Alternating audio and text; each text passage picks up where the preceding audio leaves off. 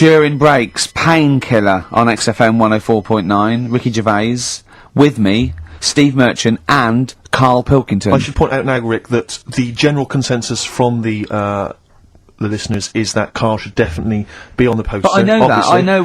There's an interesting email Of course here. they should, they're It just right. says, I'd love to see Karl on the poster, especially as I'm watching him on the webcam today, and wearing that shirt, doesn't he look like Charlie Brown? He looks just like Charlie Brown from the Peanuts cartoon. Oh my god. That's it. From now on, if anyone ever asks me what He Karl does looks look like Charlie Brown. He Oh, looks just it's like great him. because Charlie Brown has got that thing. You've got less features than Morph. It's just a round head and there's human aspects. It's just the bare minimum. When I draw a cartoon of him, it's so easy. Yeah. Ah. The thing is, right, if I go on the poster, this is what I'm worried about. Where do you go from there? What do you mean? Well, it's difficult, isn't it? Do you know, like before, you were talking about the complaint that a TV channel got about some fella putting bacon? Yeah? Yeah. That was me. Yeah, you were talking about a fella I didn't put the bacon on, but yeah, I was talking about it here and it Yeah. got a complaint, yeah. Right. Now, he had to do that to get a kick. Yeah? Yeah. Where do you go from there? And it's the same for me on a poster. Once they've seen me... Yeah. And we get sued by the estate of Charles M. Schultz for Yeah. using without copyright his most popular creation. Oh, it's just that, if people don't know, it keeps them interested. They don't need to They're know not what I tuning in like. every week on the off chance that we'll... They're wondering what you look like. Yeah, but the ones who are, it just keeps them... They won't let them down there when they see your picture. It won't let them down. It won't be a letdown. It's exactly as it should Leave be. it. Anyway, Yeah. competition, yeah? Right, let's get the answers. Let's get this out of the way. Songs of phrase. Songs of phrase, just in case you've just tuned in, it's a new feature we've been doing. We take songs and chop them up and that, and it's a phrase that's cropped up on the show a few times. This week we were going back to the classic "Me Auntie Had Wind" for 5 minutes. That's the classic. And let's have a These are the answers, is it? Okay.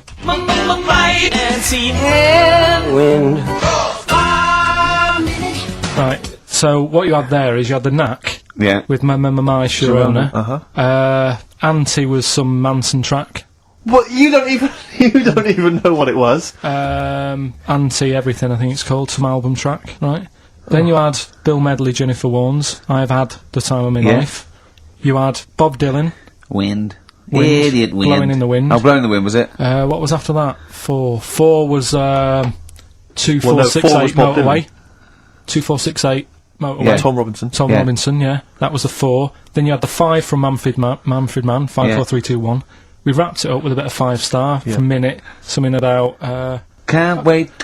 yeah, I can't wait another Can't minute. wait another minute. So, they're the answers. Yeah, We're well, looking for someone who, I don't think we got anyone who had them all right, but... Nobody got all 7, although in your little answer list then you only listed 6, because Yeah. you got your numbers went out of sync in your own brain. Well done, once again. Smooth. I tell you what, Karl, why don't you next week at least write down the answers for yourself? Don't need to. Well, you clearly do, because you just embarrassed yourself. Don't need to. You've proved that you do. Right, Right, okay. anyway. Well done, I'm going to give it to Paul Tier. PJ Tier, because he got 5 of the 7. Well correct. done. So he gets. And he's getting that signed Kevin Spacey Yeah, DVD. if you can just email us your address as well and get them off to you today. All right. Brilliant. That's Well what you're done, dealing with. So you've done that competition, that's been put to bed. It's, So let's have a we've done- great tune, Rick, and then what else we got? We got some monkey news? We've got some we've got monkey, monkey news. We've got Cheap as Chimps. We're doing the film thing. Right. Got the You can film win- thing. What you film can is it this week? Silence of the Lambs. You can be owning that by 3 o'clock on VHS. Is it about $4.99? Is it? Thereabouts. 20th century boy. Come on, Mark. Some people want a 21st century boy these days. Mark Bolan there. A little bit out of date on XFM 104.9. Ricky Gervais, Steve Merchant, Karl Pilkington. Right, it's that time again, isn't it? Monkey news. Yeah, monkey news. Oh, monkey news. Right, if you're a new listener, this is where we do a bit of monkey news. Oh, imagine him giving his chance on a news programme, Yeah. like News Night Review or News at 10. Over to Karl Pilkington. Yeah, all right. Monkey's gone mad again. Go on. Right, we've done quite a lot of good stuff. The one that sort of kicked up most of the fuss was probably Ollie the monkey. I love the fact that they're all monkeys. He's a chimpanzee. Right. It's an ape. Well, today, right, we're looking at one that's it's called Coco. Oh yeah, the sign language one. Well, what I've read about him is he speaks, right? Oh God. Highly educated. Yeah. Photographer. Karl! Right? I love the fact that when he gets a gifted ape, he has to look up to him. He realises that he is superior. I love that. Right. Oh. And he also likes going on computer chat rooms. I can't take this anymore, Steve. I'm going to be sick. Oh, God. Right, that's pretty amazing. You know, if an infinite number of monkeys are in an infinite number of chat rooms, they'll eventually type, which is your favourite episode of Buffy the Vampire Slayer? Exactly, yeah. Karl Pilkington, you're an idiot. But the thing is, right, you're saying about the infinite thing again, about monkeys, if you put them in a room with a typewriter, they'll come up with Shakespeare. Yeah. I'd sort of agree with that, right, with monkeys who can't do other stuff, but this one I reckon's going to be busy taking pictures and stuff. Yeah. I think monkeys that are boring... Is there a boring monkey? Would you ever have a chimp and you'd go, Suzanne would go, I've got your birthday present. And it's a chimp fella. He's about a sort of like a middle-aged chimp. No, I'd love it. I'm talking Would on you ever behalf of go, I'll tell you what, Suzanne, that one's boring. No, but I bet the monkey would get bored, Do you know what I mean? The monkey would be bored. I'd be loving it. I'd love to have a little monkey. Right? But what I'm saying is... You really would, wouldn't you? Yeah. You'd buy him a camera, he'd be happy again, wouldn't he? Well... Yeah, but that's just it. You wouldn't get him it's like... If you can do other stuff, you don't want to do the boring stuff. Forget the typing, forget the monkey's typing. Talk about this monkey that's a photographer. No, but we are in a way. I'm just saying that would be happier... Monkeys that have got nothing else to do, if they can't take pictures and that, and they can't go on chat rooms... They're happy to sit in a room typing away for infinity, yeah. Do you know what I mean? But he's got maybe a little exhibition to put on. Do you think... Do you know that most chimps and apes and monkeys still actually just live in trees? These are in laboratories and zoos and things. You know that's not the norm. These monkeys walking around sort of chatting and riding bikes. Yeah. You know, that's not natural. Exactly. No, I know, but it's... If you left a bike in the jungle and then came back a few years later, there wouldn't be monkeys riding around on it. And a book. If you left a bike with a book in the basket, right, and you went away for 10 years and you came back, there wouldn't be a whole new transport system and schools. No. They'd eat it. They'd throw it round and eat it. Alright then, so what you're saying is you can't... You see, what I think is, right, and don't take this the wrong way in that, right, Stephen Hawking, Yes. right, now he had a bad illness. Now, I wonder if he'd be... I wonder if he'd be as bright as he is if he didn't have that. Right. Because he's had time to sit down, he's like, well, what can I do? Yeah. They've gone give him a book. And he read it. I like that. Give us another one. Yes. He's got a lot of time on his hands. Yes. Now, what I'm saying is, monkeys... Yeah, Right. This one here, Coco, which I think was a gorilla, Right. right? That wouldn't have been happy on a little keyboard, just doing that all Typing day, away. because it'd be going, well, I could be out taking pictures. Sure. Play a record! Yeah. Do you know what I mean? Play a record! Yeah. Done. You're an idiot! There it was. There's the catchphrase. Once more. He is! He's an idiot! El Salvador on XFM 104.9. I'm Ricky Gervais. With me, the amazing Steve Merchant and the incredible Karl Pilkington. Alright? Right, we've done that. Monkey news. Right, straight. Let's hit them dead. Let's go straight with cheap as chimps, Karl. Right, well, this will probably finish today, to be honest. Oh, okay. Right? Because what if we looked at cheap as chimps, we found out that... They eat one banana. Next, go on, do this one. banana a day and that. Yeah, that's Right, it. Brilliant. So what... It was a long-running feature. Go on. What? Sorry, can I just ask again, what are the rules with cheapest chimps? It's just, you know, if you wanted a chimp, how much would it sort of cost you? Brilliant. Title come first? So, yeah, Yeah. as always, that's the way they do it, right? Cheapest chimps. I thought I'll go online and see, you know, if I could buy one. How much do you reckon? £6,000. To buy a chimp? Yeah. Oh no, ridiculous amount. Where can you buy them from? What sources? You shouldn't be able to buy them. eBay. What do you mean, buy a chimp? From who? There was this website that was selling stuff. What, you could actually What are you talking? What are you talking about? Right, here we go then, right? I looked at it. Here's some of the other animals that were on there. No, wait a minute. What, are these poachers? I don't know.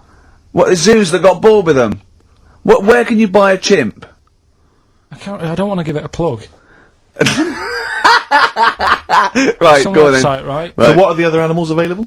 Right, well, I'll give you some prices with the other animals, then you can try and work out if it's cheap as chimps, right? So, right, a camel. What do you reckon? £25,000. Right, $8,000 for a camel, right? Sloth, 40 quid. $3,000. Right. Last one, Bengal tiger, Oh, that's got to be pricey. $12,000. $1,800. What? Yeah.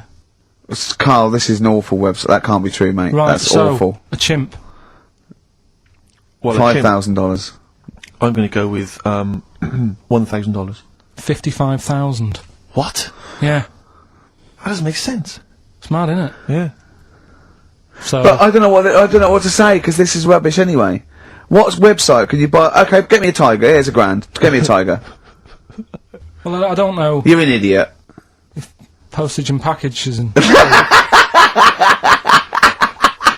Sorry, so where does the cheapest chimps element come in? Well, that's sort Aren't of you supposed to rounds it up. shout, it's cheap as chimps at the end? Well, it isn't. That's why I want to finish the feature. I don't know what is the cheapest chimps? Oh, this is amazing. This is amazing broadcasting. So, We're up for a Sony award, aren't we? I hope they're listening because it's ours. Yeah. I mean, you've it must, got it in the with features like Cheap as Chips, it's ending because they're not. bag.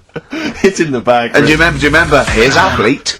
Can't stop the Red Hot Chili Peppers. Well, I've got news for you, boys. I don't want to stop you. I love your funk rock fusion. Word of warning: no nudity. Repeat: no nudity at this gig. I do it like you. I think you should host a whole show like that. It's lovely. Have you ever done any like DJ, like proper DJ, like in a pub or a club? Because I know Wow. Karl had his own. I had my own disco when I was a kid. Yeah, not proper. I had a gig once when I had to. It was 2 nights a week in the local pub. Just the 2 decks that was in a suitcase. You know, there's those sort of Yeah, like all-in-one yeah. thing. And they just wanted the same records. They wanted Rod Stewart, Baby Jane. They wanted about 11:15 when they were all drunk. They wanted Don McLean's American Pie, which they all sang along course, to. yeah. Uptown Girl they liked. Right. But yeah, I didn't used to do the talking. Did you at do all. the patter? No, 'Cause I I never couldn't. had the- I I never had the balls to do the don't patter. understand it. I just love those wedding sort of DJs that they have to give you extra information. They can't just play a song. They have to say things like, "Ooh, all the way back there in the Commodore's easy." It's sort of like they have to tell But you who's something. listening? Who's listening? They just go and It's a play the next wedding. record. It's Play a wedding, yeah. It's like there's like the controller of a local radio station listening. It just happens to be at the wedding, thinking, hang on. Hold on, he's played a record, but he's got extra information. Well, they should do useful things at a wedding. Like, will the overweight aunt in the purple dress please now take the floor with little unfortunate kid and let him hop around? As the dance floor is currently empty, will any 8-year-old boys wearing those tiny tuxedos please slide across the dance floor on their knees until they are taken home and put to bed early? I went to one once. And the bloke who'd hired it went to the DJ, and this DJ that had come with this sort of party, he wanted a 70s disco, and he looked like Woody Allen, right? And I was sure he used to be a gentleman's outfitters, Yes. like, and he said, "Oh, I wanted a 70s disco," and he went, "Well, I've got Bicycle Race by Queen lined up, I've got ELO, and I've got Cliff We Don't Talk Anymore." So, and he went, "Well, I went sort of more disco." He went, "I don't really want to blow all my Earth, Wind and Fire before 10." But it's like all planned. There is a rule. There are rules. Will the 17-year-old girl who's dressed like Avril Lavigne please tut loudly because I still haven't played anything by Linkin Park? Will the 45-year-old woman recently divorced please cry now? Yeah, Please cry now. Please cry now because it's clear you're never going to find another man. Because you used to be a DJ, didn't you? Because there is a sort of rule, definitely. I remember there was like, you know, what I learned was that there are certain tunes you just do not play early on. Oh, What a Night, for instance. Dun, dun, dun, yeah. People, you never play that before like 11. You want that last hour before they've got to go home to be non-stop dancing. When would you pop on Dancing Queen? Interesting, thanks for that. Is there a buffet being served? Yes. Yeah, well, definitely post-buffet. I remember there was great days. I was reminded this recently by ITV's Reborn in the USA. There was a great time where you could come out of the buffet or any kind of speech with a bit of Gina G. I remember there was a great period for a couple of years where that was always a barnstormer. Sure. Sadly, no longer the case. What about, because the danger is, of course, you go back to the 70s, maybe you got Dancing Queen, but how many do you play before you come into the 80s with perhaps Billie Jean? Or Soft Cell. Soft Cell's always a classic, yeah. I'd love to hear that.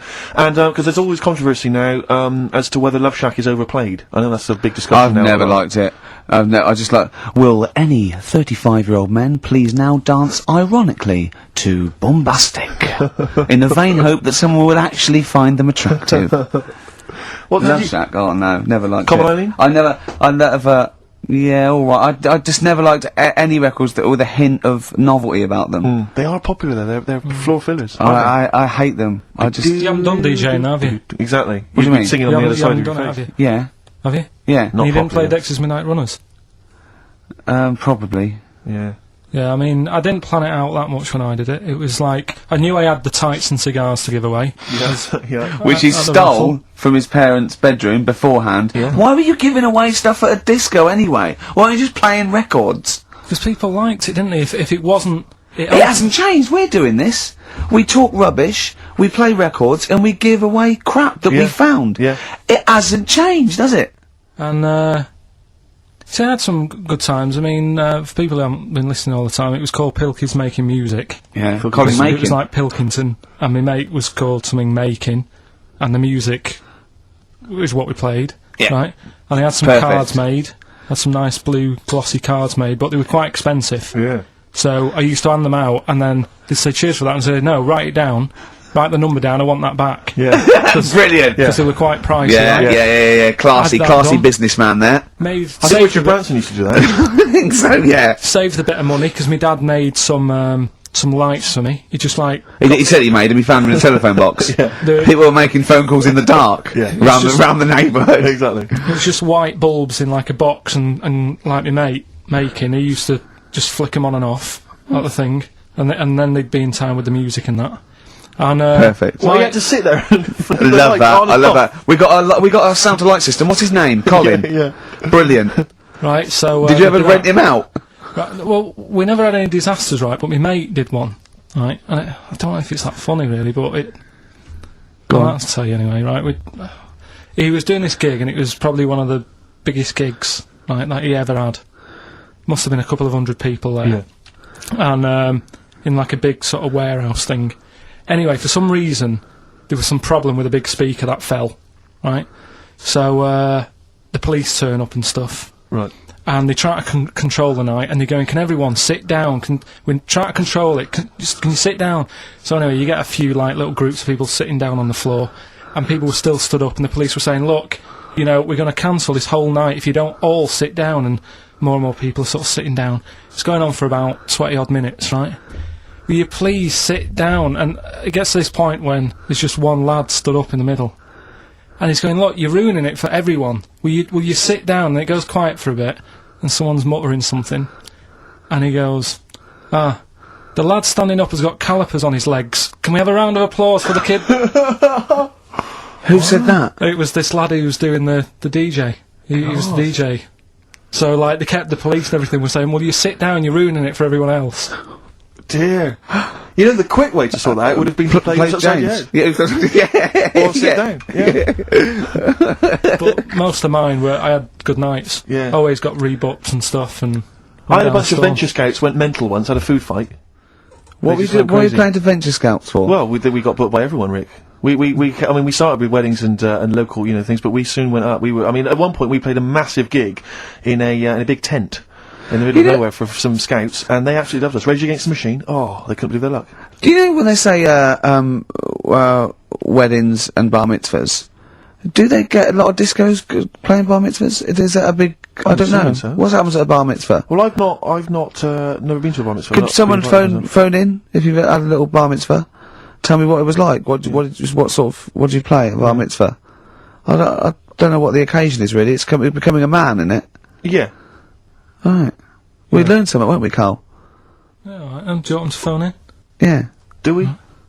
Well, Okay. I want to know if they really do have DJs at bar mitzvahs. Alright. Oh wait, How 700. interested are you in that? Well, you know, I don't want to embarrass myself one day. Sure. Let's see, it's Karl, you've got to learn, haven't you? I'll tell you what, have we got time for the film thing as well? Yeah, play the film thing now. No, let's play a tune, play let's play a great tune, tune. play a tune. The Cure on XFM 104.9. Wow. Brilliant. Someone called in, she's been to a bar mitzvah, and they do have apparently a crap disco.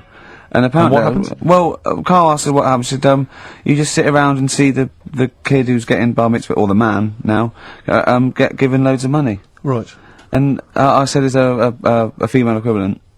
And apparently there is a female equivalent of a bar mitzvah, but she didn't know what it was called. What's that? A bar titzvah. Right, I'm just going to add to the list of people we've offended. Sorry to Jewish people as well. Yeah, we've got to So sorry to Jewish people, sorry to Chinese people, to Welsh people. ugly fat women. Well, don't put the Welsh in twice. Sorry to Elvis fans. Elvis fans. Animal lovers. Animal lovers. Brilliant. Well, lovers of great radio. Yeah. That was, music lovers. Good, well, sorry about that. Apologies to all of you. Yeah, and, We haven't even had time for, we haven't got time for the film thing this week. oh, why not? Just, it's running tight, really. Are you sure? We haven't done Cheeky Freak of the Week. That's a new feature, isn't it? That's a new feature. Cheeky Freak of the Week. Let's do Cheeky Freak of the Week. What is the cheekiest freak of the week? So I'm just going to apologise now. I've just add freaks. Sorry to freaks. Okay, right, go ahead. Well, I say it's a new feature, but we've sort of touched on it in the past with We always talk about freaks. Hairy Chinese Kid. Yeah. We've had, the Pillow Man. Yeah. Oh, you called a draft excluder. Just make a note of that, would you, Rick, on the Yeah. list? People without arms and legs. But at least, you see, the Pillow Man, what do you picture? Because I was saying to Ricky in the week, right, I'm a great fan of the Elephant Man.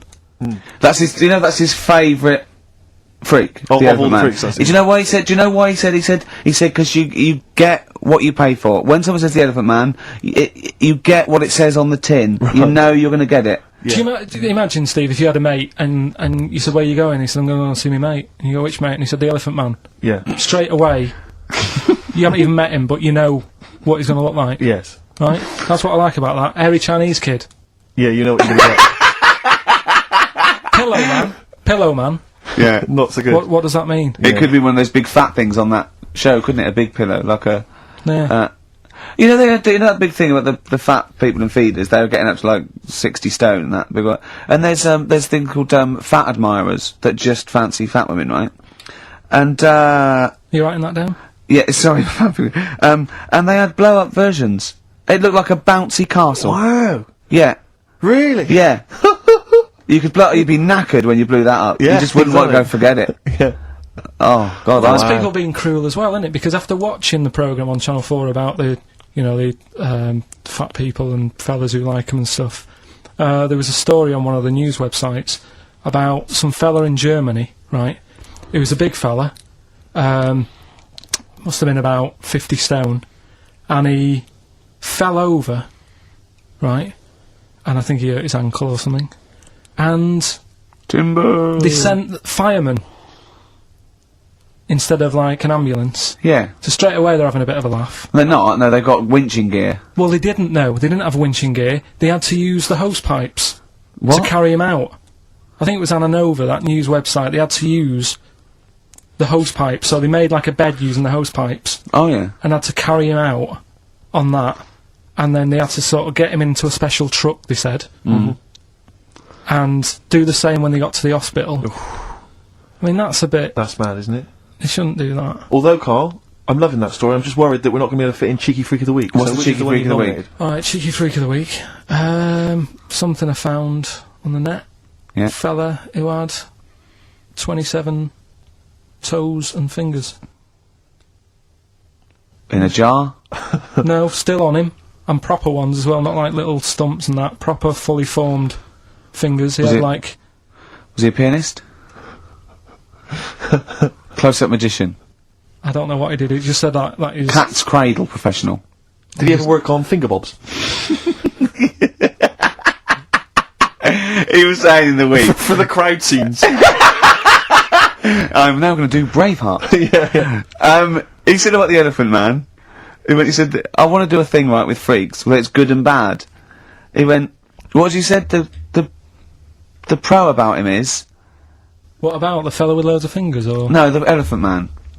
Well, He said the bad thing is he stretches his jumpers.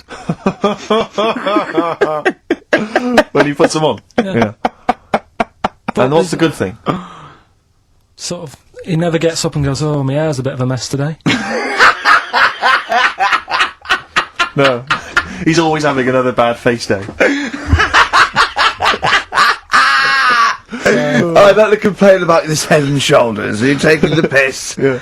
Oh, dear. So that's freaky. Didn't you see an elephant woman in Manchester? Yeah, leave that. What do you mean, leave it? No, because it is sad. I know it's sad, but I mean, I don't know what my next sentence is. Yeah, the people always That think... should be the end. Did I don't need oh, to say anymore, people will know what she looks like. It's a good name for her. Did she like buns? Oh, dear. It was when my dad was a taxi driver and I used to sit in the front, Yeah. and she used to get a lot of taxis. Yeah. And, And he only charged you half price, didn't he? He was a good guy. well, the bad thing is as well with people like that, you don't want to offend them because they never forget.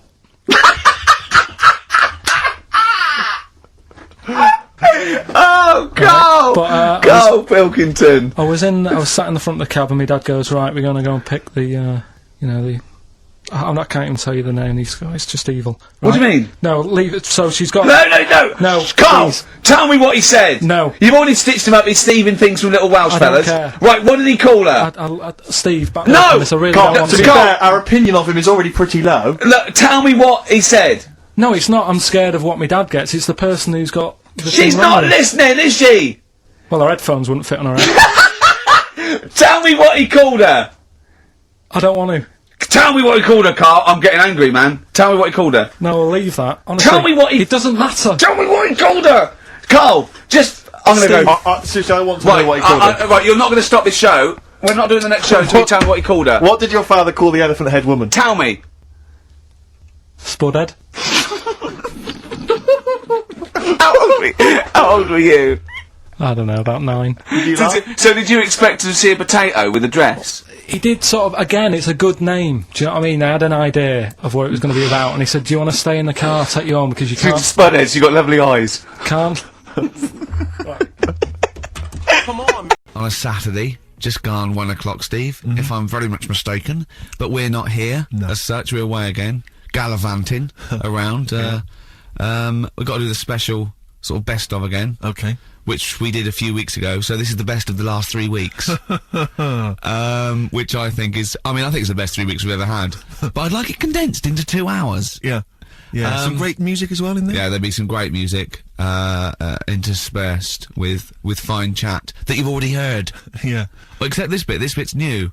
We've actually, out of the kindness of our heart, we've come in last week. Yeah, yeah. And we've done a few clips, just because we felt a bit guilty about shooting off. Yeah, And I mean, leaving. even now, having heard this link, I'm beginning to wonder if it was worth our time. Oh, dear. You know, I've said in the past to you, Rick, that my grandparents, so I love them dearly, but it's like, for the last 30 years, they've been waiting to die. I know, It's yeah. like they just sort of, it's like, you know, the novelty wore off of life. You know, just- Life in the Yeah, they 50s. got kind of bored of it. Life, yeah, in the 40s, it was brilliant. All sat around the old Joannas, the bombs Yeah. fell, singing, they loved that. The 50s, you know, that was great as well, because that was the post-war years. It was, you know, it was a bit tight in the pocket, but it was alright, everyone pulled together. And then the 60s came along, all the crazy music, the funny hair. Let's stay in bed. Exactly, and they basically stayed in bed. And it was one Christmas when my grandmother said to my dad, what do you like for Christmas? What do you fancy for Christmas? And this must have been, I don't know, 20 years ago. She said, what do you fancy for Christmas, Ron? And he went, well, you know, I could do with a nice big kind of warm winter overcoat. She said, don't worry about that. He said, don't worry about that, because your father will be dead soon. It's right, you can have his. Meaning my granddad. Well, to be honest with you, my father's still waiting. which is good news. Good news for my grandfather. Less good news for my dad. Freezing. He's freezing. He's freezing. He phones out, how is he today? He's fine. Oh, okay. Oh, I'm freezing. It is such a weird mindset, that. I think that, to me, is what sums up people from that older generation, the 40s and 50s. And it seems to me that you've got that kind of mindset. It's like you were born in the 30s. And whenever you talk of your childhood, it's like you had, like, a baked potato to take to school. And a hoop and a stick is a Christmas gift. The other thing is, I think that that sort of generation, it seems that the man is dependent on the woman. There's a total dependence. Oh, absolutely, If she dies, he's done. Yes. He's done for. Yeah. He'd just pine away. If he dies, she's got 30 years of pottering.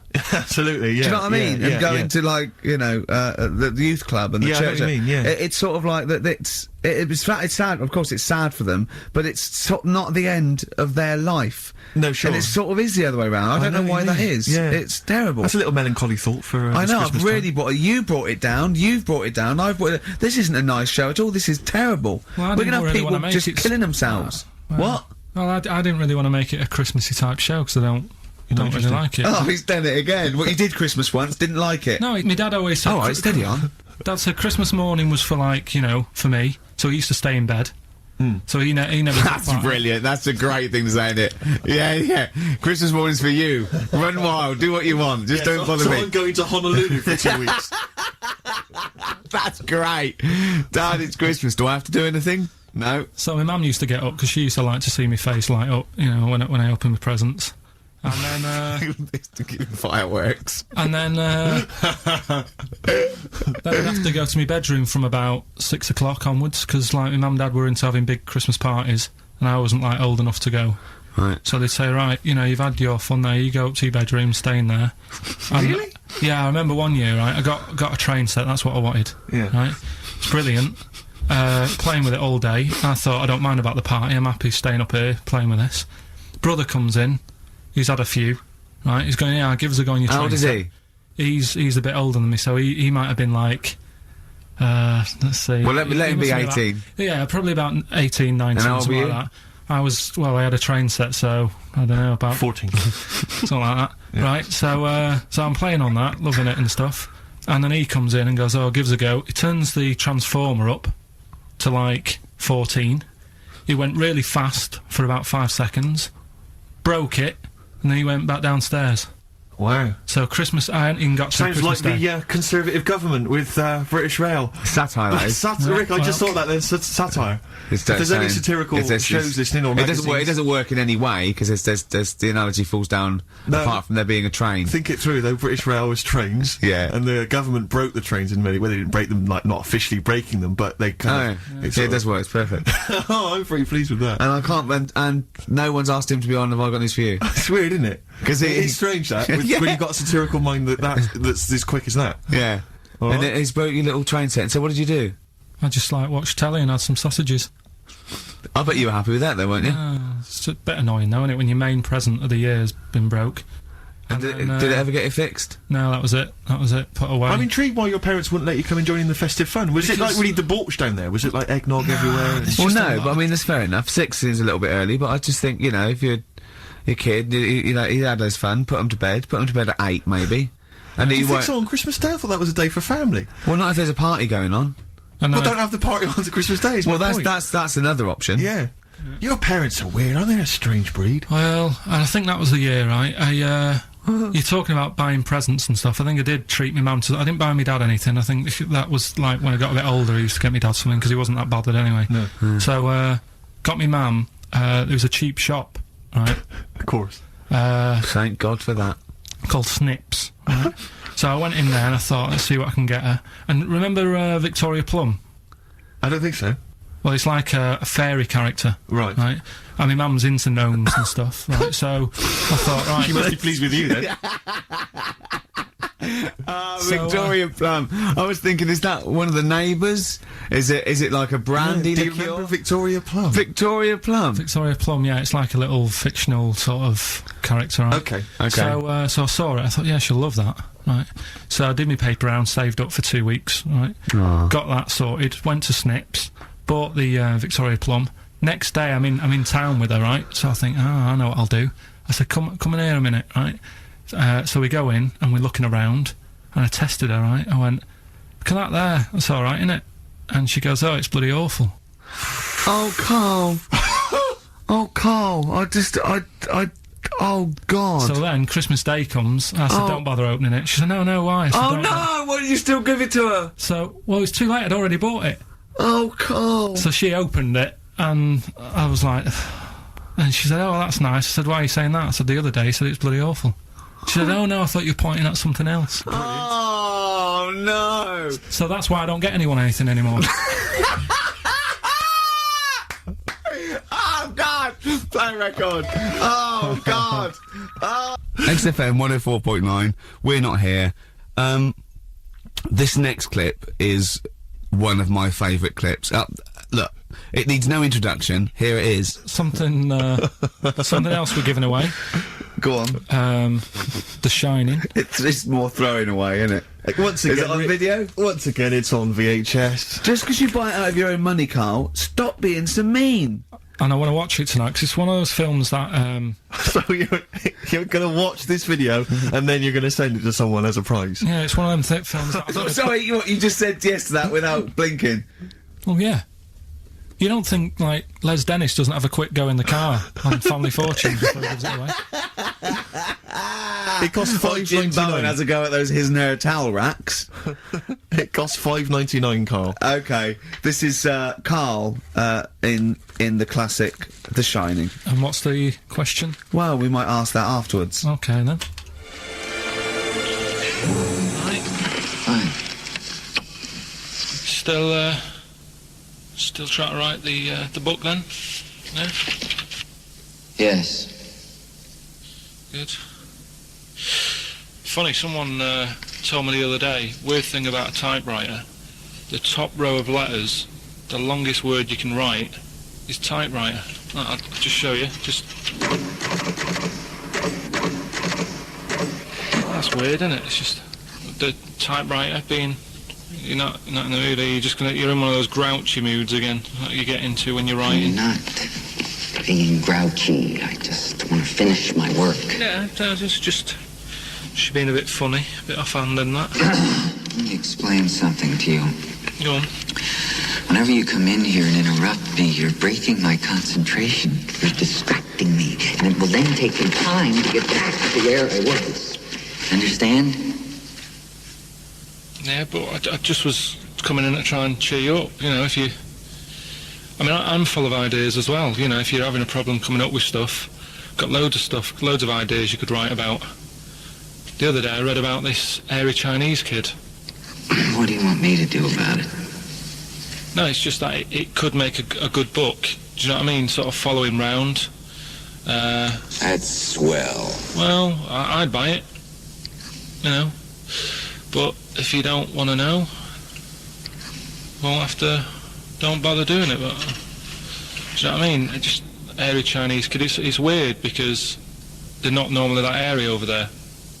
Yeah, this kid caked in it, but if you don't care... I wouldn't touch one hair on his goddamn little head.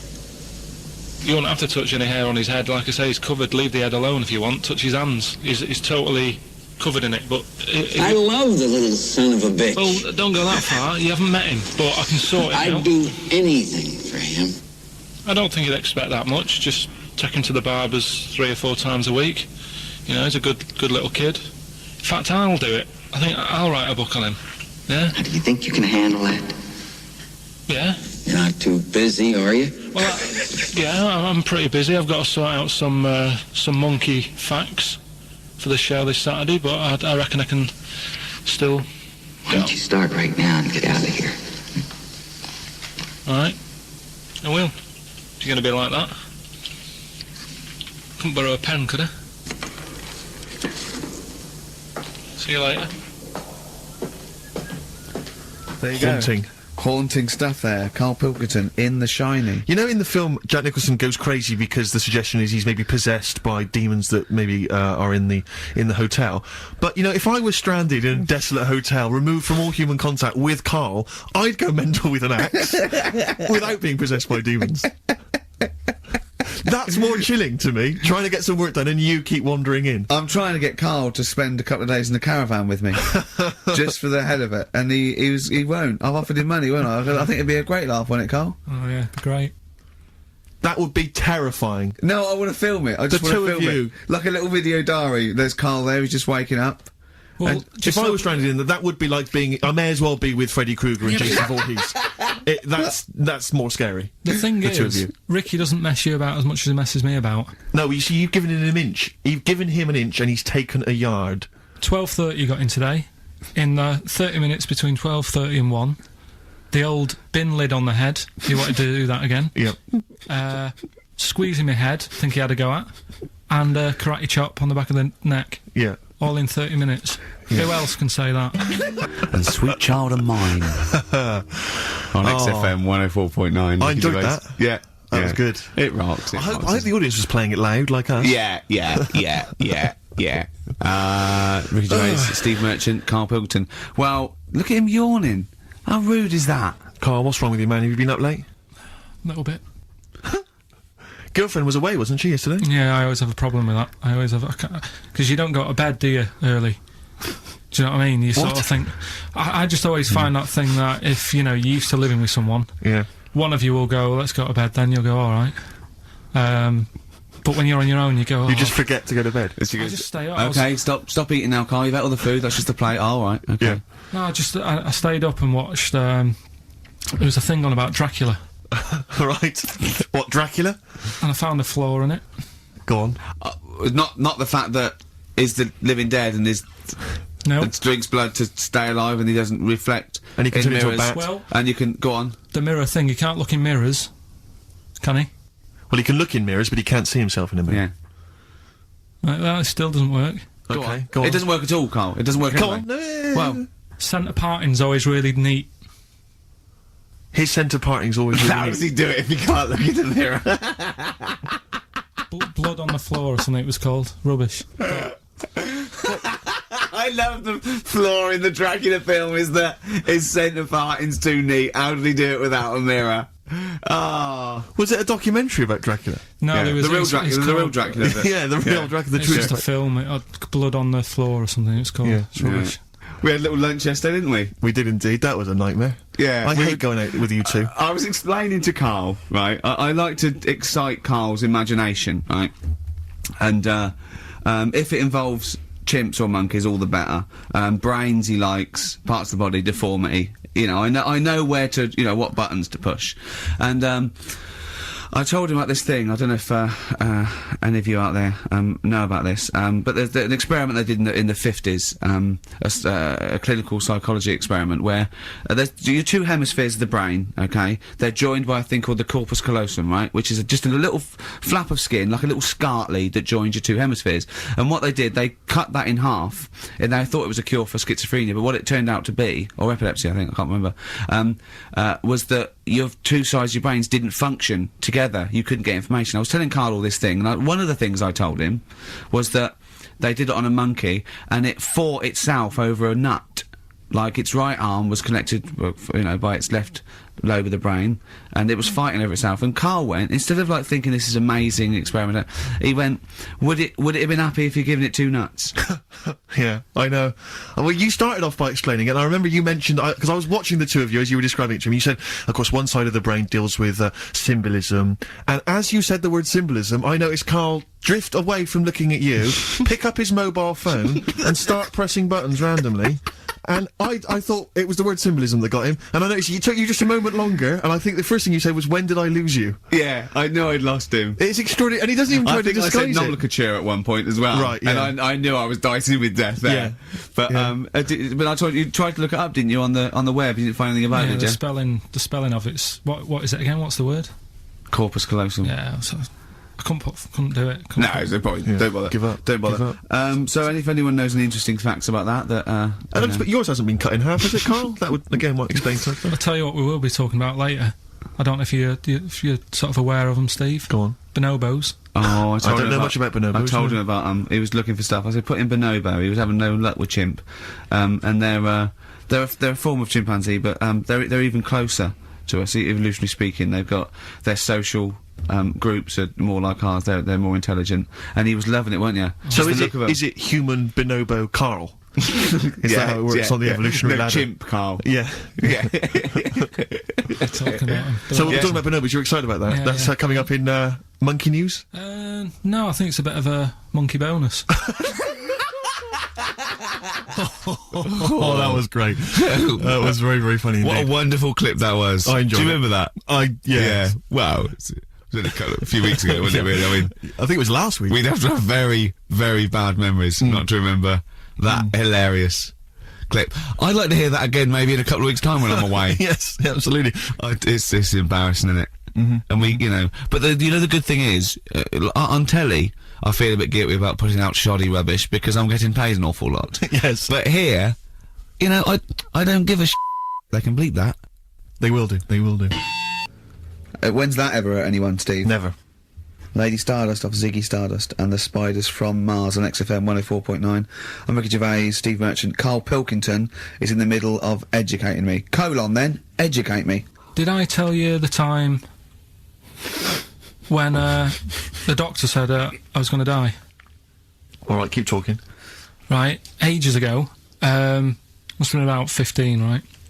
And at lunchtime there was this. We used to have a choice of stuff to do at lunchtime, right? We used to have like a burger place that had an arcade machine in it, right? So we used to go there and play on that and have a burger. Or there was this baker's, right, that my mum worked at, and did great cakes and stuff, right? So she used to like bring some home and that, but she couldn't always bring them home every night because they'd cost money, and she used to get them for free. And they used to say they'd rather chuck them away than give them to the staff because there's a chance that the cream might be off. Right. Right, so they used to chuck them round the back. So I used to go round the back with my mate and eat a load. Brilliant. Eating out of bins. No, it wasn't out of bins, they were still in trays, but they just stacked them up near the bins, right? So this got out, I mean, it used to be chocker. Once the school found out, everybody used to go there, and it'd be like, well, have a cake. The headmaster crawling through, fighting the kids off. Right, so I'd have, like, you just eat, I don't know, 6 jam donuts or something, and then you'd spend your dinner money on the arcade machine. Brilliant. Right? So it was a good afternoon, really, right? So you'd do that, and this one day I must have had 6 or 7 jam donuts, a few Congress tarts. What's the Congress tart? I love them, I can't get them in London, right? So I'd have some of them. If anyone can get a Congress tart for Carl in London, please let him know. So anyway, this day, that was just a normal day. Do you know what I mean? You'd once, twice a week, you'd have a load of cake. In your life, yeah. Yeah, a So normal anyway- day in your life. Were the frog boys there with the webbed hands and the big heads? So- and the horse in the settee? Yeah. But the day after one of these days, I had really bad cramp in my belly. Right, dear. I was like in agony, could hardly walk. So I said to my mum, You could hardly stagger to the free cakes. So I was in absolute agony. I said, I don't like doctors, but you'll have to get a doctor in because I don't know what it is. I can't walk. He gets the doctor round. I won't say his name, but he said, well, doesn't look like he's got long left. Blimey. So I was a bit like, hang on a minute, I've only had a few cream donuts. Yeah, My mum was panicking. sure. He went. My dad came in from work. She said, "Oh, something's really bad with Karl. I think it's serious. The doctor said he ain't got long left." So he said, "What?" He said that and just left. So she said, "Yeah." He said, "I'll have to call him then." So he called him up. Said, "What's all this about? Karl hasn't got long left. How long's he got?" So he goes, "Oh, I was only messing. It's just had some bad cream." Can you believe that? Well, the thing is, I like the fact your mum didn't ask any questions. I know. She didn't but go she into doesn't- detail. No, Well, can you explain more, Doctor? No, I got to show off. But she doesn't. She I doesn't like talking. I don't want to diss you or your family, but I imagine if I was there, I'd have known the doctor was joking. Yeah. That's all I'm saying. I mean, I sound very arrogant there, but I imagine he went, "What's he been doing? Yeah, I had about 6 cream cones. Oh, right. Oh, wow. He hasn't got long to live then. I'll see you later." That's what I think the doctor did. Yeah. Just love the idea your mum just let him go. Yeah. Terrified, thinking, well, Yeah. I'm not going to probe him. He's that's it then. Dad comes in. "Hi, honey, I'm home. Anything happened?" The doctor said Carl's gonna die and then left. Did he? I'll call him. But anyway, that's why these sort of things fascinate me. So we'll move on to this next one, right, which is brilliant. Go on Dead then. short story. So, right, old woman, about 70 years old. Yeah. She's normally fit and healthy and stuff. Nothing wrong with her. She's having a good life. And one day she goes for a check to the doctors, just to check herself out 'cause she's getting on a bit. Yeah. Says take your clothes off and that. So she does, and checks her out. Says yeah, you're looking good. You're looking good. Turn round. He said, oh God. He says you got a tumour on your buttock. Right. So she goes, oh. Can you do anything to sort it out? So they go, yeah, we could book you in for an operation. It's best if we remove this. Books are in for an operation. Operation day comes, strip her down and that. They're all stood round, the doctors. Start to operate. It only turns out it's a pork chop that she sat on 5 years earlier and it had stuck to her buttock. Right, Karl. I can forward you... listen, serious. Right, okay, Karl, I'm telling you now, I'm leaving. I'm never doing this show again. No, I'm serious, honestly. You're talking... I've never had such... What do you mean? You couldn't believe it? No, when I read it, I said, I've got to tell Ricky This that. woman had a pork chop stuck to her arse for 5 years, you mental case. On the way home. And that's endorsed by Ricky Gervais. He's won awards. Yeah. Rick, do you remember this? This was a hilarious one. No, you'll remember this when you hear it. It was when Karl said something that was basic. Well, I think for a lot of people it sounded like a lot of old bollocks. Blair. Out of time on XFM 104.9. We ought to give those Rockbusters clues again. Yeah, go on. We've had very few contributions so far, Karl. I think you've really started. This might be it. I've told you, you're on thin ice. If this goes wrong, if it's rubbish, and if everyone doesn't get them all, that's the end of Rockbusters. Right, well, the first one again, right? Yeah. If you go out to France, right, by boat, you might as well get your fags whilst you're on that, because you'll save a few quid. Right? Different every time. BF is the initials of the artist that little cryptic clue makes up. The second one, little foreign cafe, it's growing its own steak. Right? That's D. Little foreign cafe, it's growing its own steak. D. And the last one, if there was a Jamaican fella on the Titanic when it went down, he'd probably scream this. CD. Right? So email in ricky.gervais@xfm.co.uk. Yeah, Right? they're not flooding in, but yeah. Well, we'll see how we do. Karl, have we still got monkey news? We've got monkey news coming up. Now, you must be disappointed because you didn't make it to the monkey sanctuary, but you still managed to scrape together monkey news on your holiday. Yeah. That's So I impressive. found some of that. We've got... How do you get so many breaks and holidays? Because you went away with Suzanne's parents. You've just been away with your parents. That's a couple of weeks, 10 days. So that's probably about 3 weeks in all. You had that. You went to Manchester. You had that day off because your trousers were wet. I mean, and I suppose because you've only got one job, and I've got a lot more. This is just one of my jobs. But I mean, don't you ever count your blessings? Go, God, thank God, I can have time off. I don't work too hard. I'm not stressed too much. No. It's just all to do with when you do work, do a lot. So I get a lot done. Yeah. What do you mean? I'm always doing stuff. I mean, even though when I was in Cornwall, right, I'm sat there on the grass. I'd love to just sit on the grass. You're too busy. Chill out a little bit. I know, yeah, well, Me dad and Suzanne are playing crib, right? I'd sort of fallen out with him at Your that dad point. and Suzanne are playing Why did you crib. fallen Because out you do with live who? in the 1940s. Yeah, why did you fallen out? Because with crib, have you ever played crib? Yeah, Right, you've got to be pretty good at maths. sure. You've got to make your cards add up to 15 and all Well, that. yeah, I was just gonna correct you on you've got to be good at maths. Yeah. What, algebra, quantum physics, what? No, just adding up. Adding up to 15. Brilliant. I mean, You can almost do it on your fingers. my dad's, You could in Cornwall. but my dad's really good at maths, and like he said, how many have you got? And he always counts his, and it's like 15 2, 15 4, 15 6, 3 for your at, 1 and all that. Do you know what I mean? He adds it up really One quick. for his knob. Right, so I was like, right, hang on a minute. And he goes, no, what do you mean, hang on? Add it up, what have you got? I said, oh, forget it. I said, this isn't fun if you're going to start getting all arsey with me. Sure. So, Forget it. I love it. But I don't know him, but I'm sure he's just winding you up. His victory is you going, forget it, I'm not playing. well, anyway, right, so it doesn't matter. I think I'll go off and do some prep, right? Yes. Do some research for Saturday. Found one of Suzanne's magazines, right? Flicking through, because there's always interesting stuff in there. There was something about swingers. Right. I was like, what's all that about? Yeah. And it had an interview with some people talking about, you know, how they sleep about a bit. Yeah. And I thought, if my wife looked like that, I probably would. Because there was a few pictures of them, and they were all pretty ugly. Yes. I thought, right. So I took that in, soaked that up, thought, there you go. Carried on reading. There was a bit in there about how women still have crushes, right? Yes. And the woman was going on about how she's 38, right?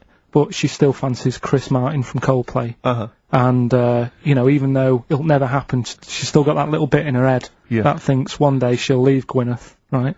And end up with her, right? Right. Anyway, so I'm thinking this is a bit boring, but I'm flicking through it all. And, Is this a Rockbusters clue? No. Right. And I read further on, right? And, she said, you know, I like to go out with my mates, and we come up with lists in pubs of people who like, oh, you know, they'd be nice to go out with. She also came up with a list of unlikely lust objects, I think she called them. Yeah. Guess who was in that list? Ricky Gervais. Think again. Karl Pilkington. Right. Next one. Johnny Vegas. Said, lanky co-writer. Rubbish. Lanky co-writer. What do you mean lanky co-writer? Well, do I need to say any more? He said...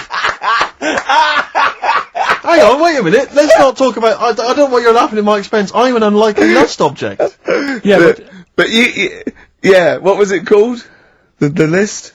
The unlikely lust object. Yeah. List. You were in there, right? Who else was? Well, you weren't in there. Richard Madeley, Fine. Yeah. He's a good-looking guy. Alistair Campbell. Brilliant. Another handsome dude. What you talking about? You think I'm ashamed or embarrassed about that? I'm proud of it. What magazine was it? I need to buy a couple of copies. It was. Need to get a t-shirt made. Yeah, and did she leave her number? Yeah. What magazine was it? Just out of interest. I think it's called Red. Yeah, sure. Yeah. But now you've dissed those people that are putting themselves in their swingers because you've said they're ugly. So now we know what magazine it is. People are going to look at that. People are going to look at that poor woman, and they're going to know you think she's a hog. No, but I think they even know. Was there a picture of the They woman even who'd know. drawn up the list of unlikely lust objects? Mm-hmm. What was she like? I wouldn't waste my time. Thanks, mate. I know you're on my side.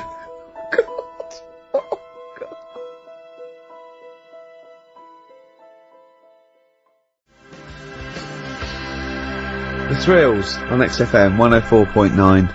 I'm Ricky Gervais, with me Steve Merchant, object of unlikely lust object, Steve Merchant. I'd like to have that now, prefixing my name everywhere I'm written about. I know, yeah. Did he make the freak list?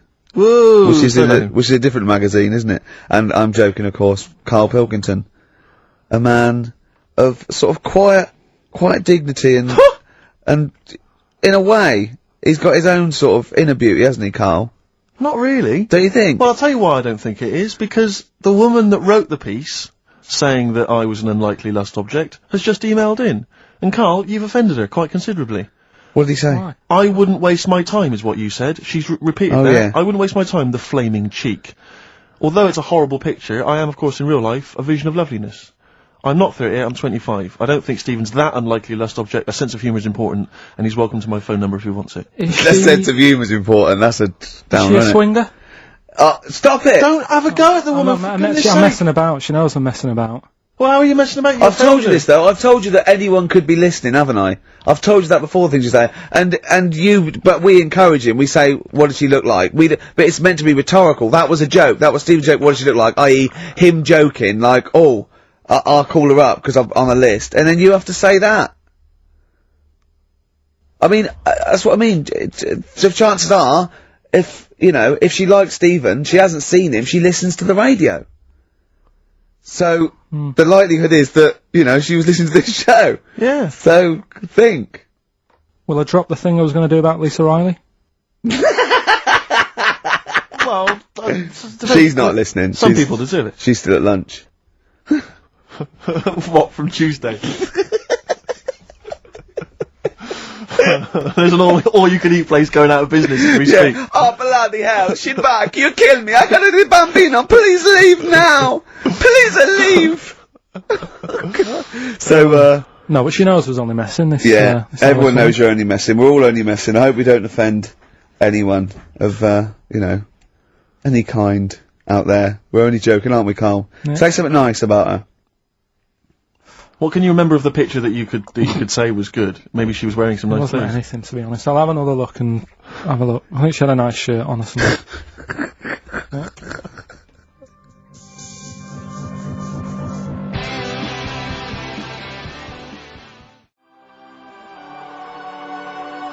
Forthcoming single from British Sea Power, that's called Carry On. I love it. It's great. It's fantastic.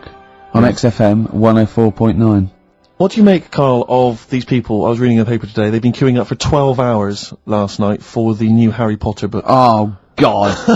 Oh, knew you'd God, like it that. really annoys me. Everything, oh, God, it really annoys me. But who has to... I mean, I know it's just a kind of willful sort of stubbornness, isn't it? I see adults Yeah. reading it, you know. Well, I was up in Hampstead last night, and there's a Waterstones branch of that, and there were a couple of people outside, queuing, waiting for it to open. What do they look like? Well, I mean, Things that they're like the ones that come out of Forbidden Planet on a yeah, Thursday. I mean, what do you expect? There was one guy, I mean, I don't mean to disrespect him, but he was a big bloater, wearing shorts, I don't want to see his big fleshy legs. He looked like John O'Coleman, if I'm not... There's nothing wrong with John He O'Connor. wore a knapsack. They always seem to have knapsacks for some reason. Well, they got old papers in there, haven't they? Exactly. Got a 9-year supply of Well, there was the mirror. about 4 of them. There was a couple of women, a couple of guys, all looked basically the same. They were interchangeable.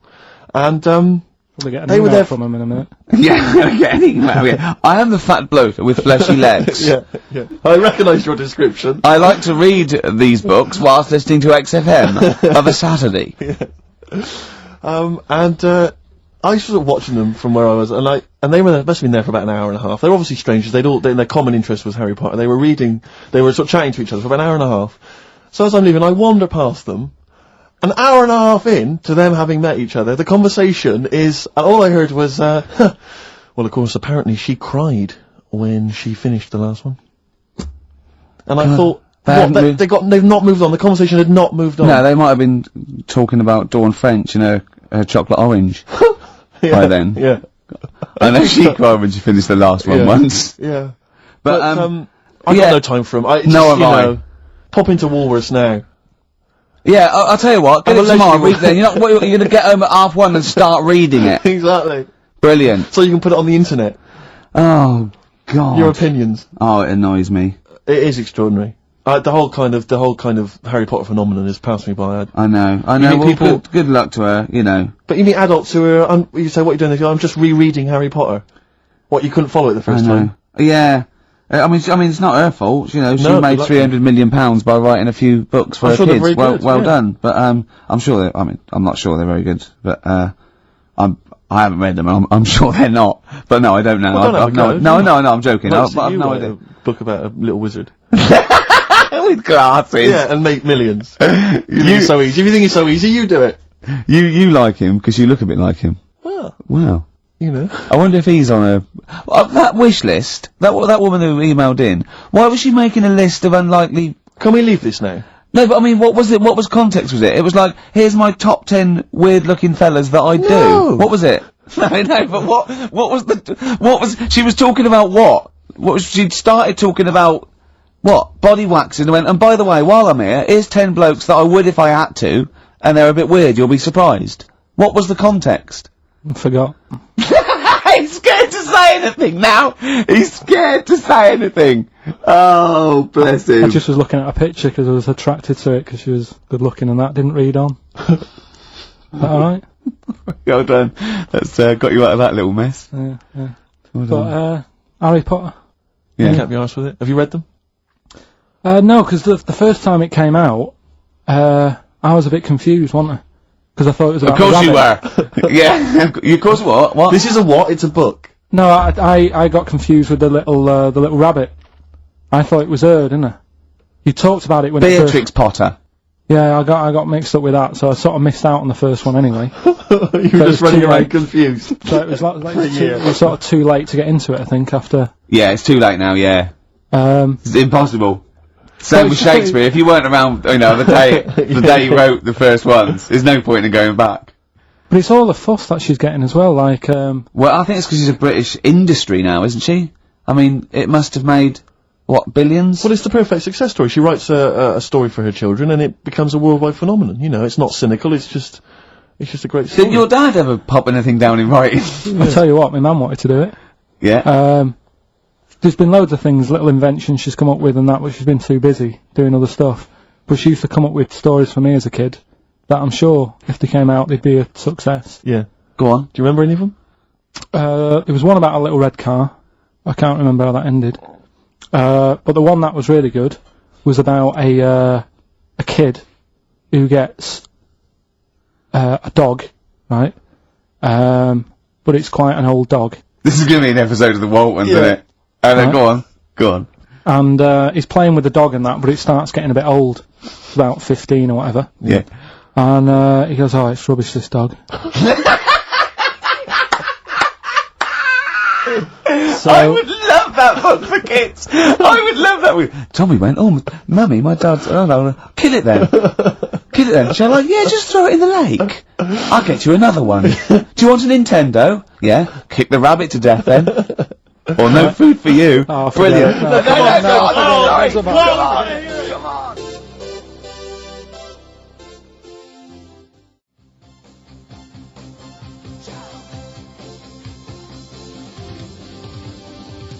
Jump, Van Halen, on XFM 104.9. Right, come on, Karl, we've got a lot to fit in now. We've insulted a lot of people.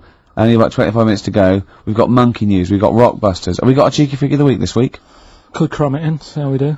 Do we want to hear the end of Karl's story? Yeah, what's I really this? wanna So hear the end of your kid, story. little Timmy and his 15-year-old dog Lucky got a bit bored with it. Right, so he said, "Oh, Mum, this dog's rubbish and that, I'm sick of it." Yeah. So she goes, How old were you when your mum was telling you this story? don't know, about 4. Okay. It wasn't last week on holiday. No, right. So she goes, "Oh, alright then, we'll get you another one." Yeah. She goes, "Brilliant." What did you do with the old one? Just kept it, but didn't sort of play with it. Or anything. Just ostracised it. Yeah. Of its own free will, or curled up and died. Yeah, go on. Yeah. So, What did you get him? What sort of dog? I think it was a little baby, like Labrador. Puppy. Little puppy, yeah. Yeah, Labrador, Right. good one. Good choice for a second dog. So, Yeah. so I'm anyway, loving this story. It's a great I am story. actually loving this story. So, Where does he live? I don't know, it didn't matter. It was near a lake. That's where they were getting rid of all the Yeah. dogs, sure. Yeah. We're getting, that'll make sense in a minute, right? So, so he's got the little dog, he's playing around with it, he's playing with its belly and stuff, he's thinking this is brilliant, best dog I've ever had, right? And the other dog sat in the corner looking all fed up, right? So, I like this story. so he says to his mum, "Right, I'm taking, little puppy down the park." Yeah. And she goes, "Well, take the old one with you." And he goes, "Oh, do we have to?" It's a moral, isn't it? I bet the old one saves him. So he goes, "Oh, do we have to?" She goes, "Yeah, it still needs a walk and that. Scrapping all over the house." Right? Yeah. So takes it down the park, right? And he's playing around and he's playing near the lake, right? Is the puppy near the lake, Karl? Because this is what's worrying me. Yeah. Puppy's near the lake, right? That jumps in. Yeah. The kid goes, "Oh God," he jumps in, remembers he can't swim, Yeah. Idiot. right? This kid is based on you, isn't it? Almost certainly. Flapping about. Water's going everywhere. He's going, "I can't." Oh God! And he wants the puppy to help him, but the puppy's just like drowning as well. Yeah. The old dog comes up, drags them both out. He goes, "I can't believe it. I said I was fed up with you. Yeah. You saved my life." Yeah. He gets home, and he says to his mum, Kill the "Get little rid of one. the puppy." Kill the puppy. Yeah. So it's good little. Good What little does he story. say when he gets home? He said, "I don't need the puppy now. I'm Brilliant. Brilliant. Genius. It's good, isn't it? Yeah. So the moral of that story is Well, they just show follow what- your whims. They just, yeah. If you get bored, and just get another puppy. Get another dog. If you get bored with the old one again, just do it again. I mean, Yeah. just eventually, get something Yeah, that you learn your like for a dogs, little. who cares? Yeah. That's brilliant. That is a brilliant story, though. Right. So that's that. Rockbusters. Yes. I don't want you to have monkey news right now because we've just okay. had a little story there. Sure. You don't want to, don't want to go too far. Yeah, go on. So we'll get Rockbusters out of the way. Have we got a winner? Yeah, well, come on then. See, it not worries me that we've had very few entries. I think that even your mental fans aren't getting these, which is really worrying. They must be terrible clues this week. Alright, well, Has anyone got them right, Steve? I think there's just one guy, yeah, who I suspect has won in the past. but Well, there we are. so what? right, the first one, if you go out of France by boat, you might as well buy your fags when you're on that, because you'll get them a lot cheaper, Brilliant. right? Yeah. BF, Yeah. buy it ferry, right? That's like, What? buy on ferry. What? Buy on What's Brian ferry. Ferry? What's that? Is that a band? What? What is it? I don't know what it is. Brian Ferry, Brian Ferry? What's that got to do with buying on a ferry, though? just because it's quite close to it. Buy on, buy on ferry. What? Buy on ferry. Sorry, what? That's the What's your first one. first language? The second one, That's rubbish. That doesn't count. No, of course not. Brian Ferry. Brian Ferry, Brian Ferry. there's this little foreign cafe. It's growing its own steak. That's Delamitri. The third one, What? Sorry, what? What is that? What is that? Delamitri. Delhi, is a little foreign cafe. Yeah? A meat tree and that. A meat tree! A meat tree! What were the initials for that? Just D for that. Just D for that? Yeah. So not DA? So you didn't even give him a chance to get the group. Oh, they got it. Well, no. No, they didn't. Right, it's the end. Go on, right. Go on. Delhi meat tree? Deli meat tree. One word. D. Or any letter. They're growing their own M. meat. M's in it. Go on. Okay, so Bayern, I love Bayern Ferry. And Can I just point out, Rick- Oxymusic was brilliant. Can I just- I love Oxymusic. Go on. Can I just point out, Rick, that, we've had David Bowie? Delhi meat tree. Yeah. I don't see why, necessarily, Aidan, who, emailed in, why he doesn't get to win, because he emailed in dire steaks. Seems to me just as valid, as far as I can tell, but Yeah. Delhi meat tree it is. And the last one, if there was a Jamaican fella on the Titanic, I'm looking forward to this. With a little bit of fear. Jamaican fella, if he was on the Titanic, he probably would have screamed this. Yeah. That's Christ de Berg.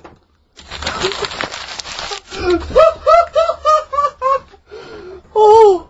I don't know what to do.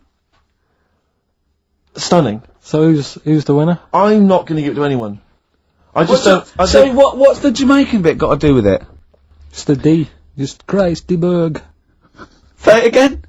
No, I think they've worked it out now. Got to say it again? Christ de Berg. And who's that? What? Who's that?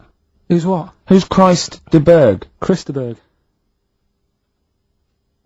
Who's the winner, Steve? do you know what? I'm going to give it to Aidan, because he just treated you with nothing but contempt. Steve Martin emailed in again. He got the first two, and then the last one he just emailed. I neither know nor care about this answer. I'm tempted to give him. Do you know what you've done there, don't you?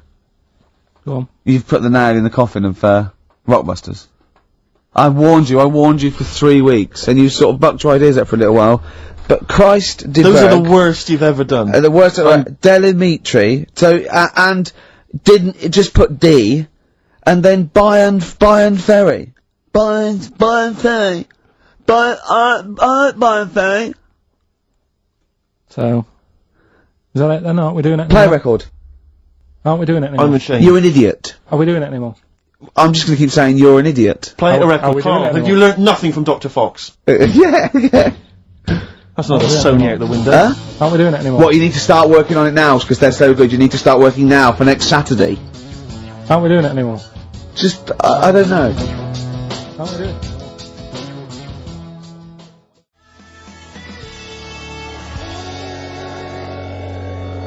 Cardigans. You're the Storm on XFM 104.9. Well, nearly the end of the show, but we wouldn't let them down, would we? You know what it is now, don't you? Oh, chimpanzee that monkey news. Right.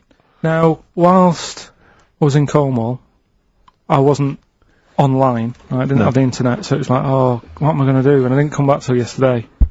And I thought there's loads going on that I don't know about in the monkey world and stuff. I was hoping to get some from the zoo that I was meant to be going to. Of course, that didn't happen. So I said to my dad, do you know anything about monkeys, or have you got any stories with monkeys? Brilliant. This is what Trevor McDonald does. Turned out, Quarter to 10, he goes, Yeah. "Oh, got nothing. Dad, anything happened? You got anything politics? Anything politics, Dad?" this isn't monkey news, I'm just giving you this free. Yeah. Brilliant. Turned out one of his mates used to have a chimp. Right. What do you mean one of his mates used to have a chimp? Well, two of his mates. Mind you, Oh, one sorry, wasn't his yeah, mate, one wasn't his mate. I was thinking it sounds a bit far-fetched living in Manchester, like. But if there was two of them... He had a chimp, had to thump it in the head. For doing what? Answering back? Oh, God! Tried it on with his wife. Had to thump it in the head for trying it on with his wife! I love it. It's a proper fist fight in a pub in Manchester.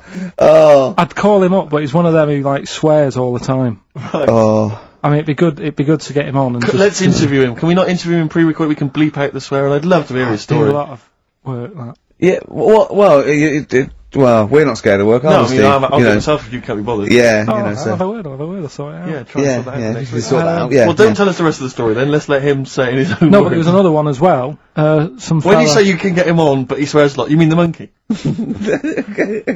I'm assuming he's more coherent than your dad's mate. But there's him, and there's some other fella he knows who had a funny name. I'll have to find out, 'cause you'll love his name.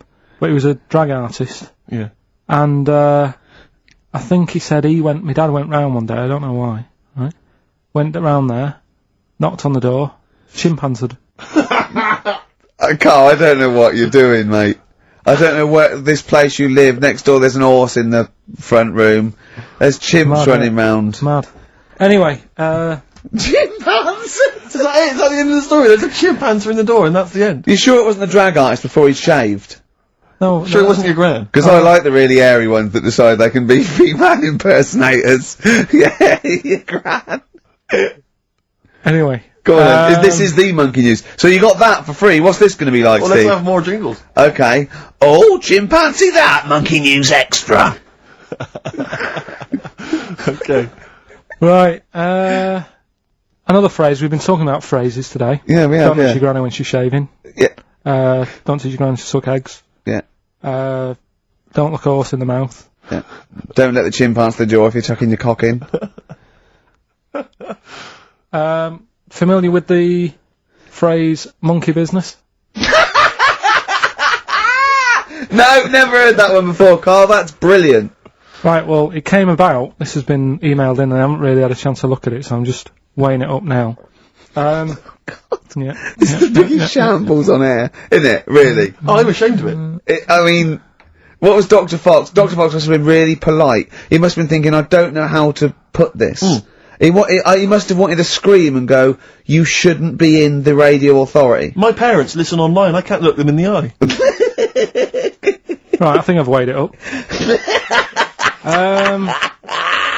Long time ago, right? Yeah. In the, olden days, yeah. in Go the Amazon jungle, Yeah. right? Yeah.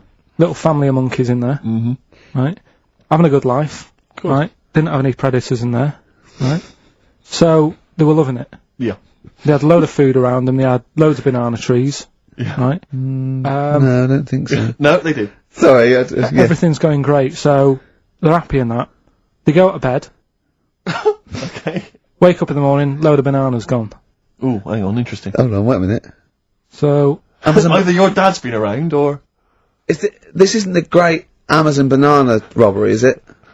so anyway, turns out it was another load of monkeys from another part of the island, from the rough bit.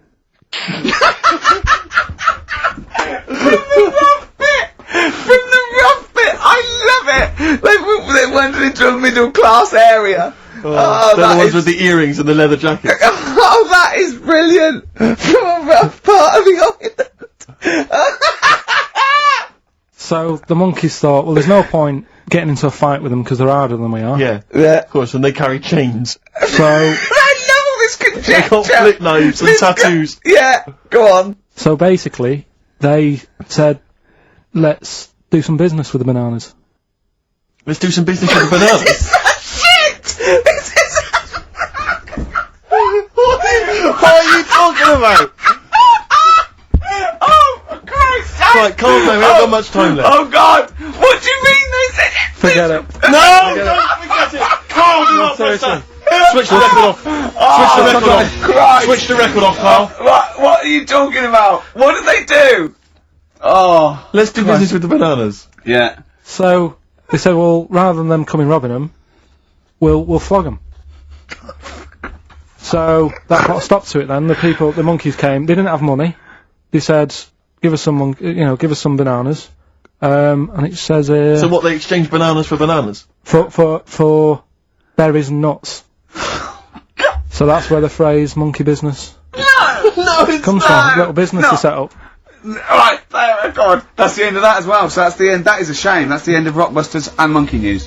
Well done. You've done it in one show. Do you think that's what happened to your cat that kept being sick? That it didn't get the food it wanted? And it just threw up. Do you remember that? Yeah, yeah. God. So they shaved it.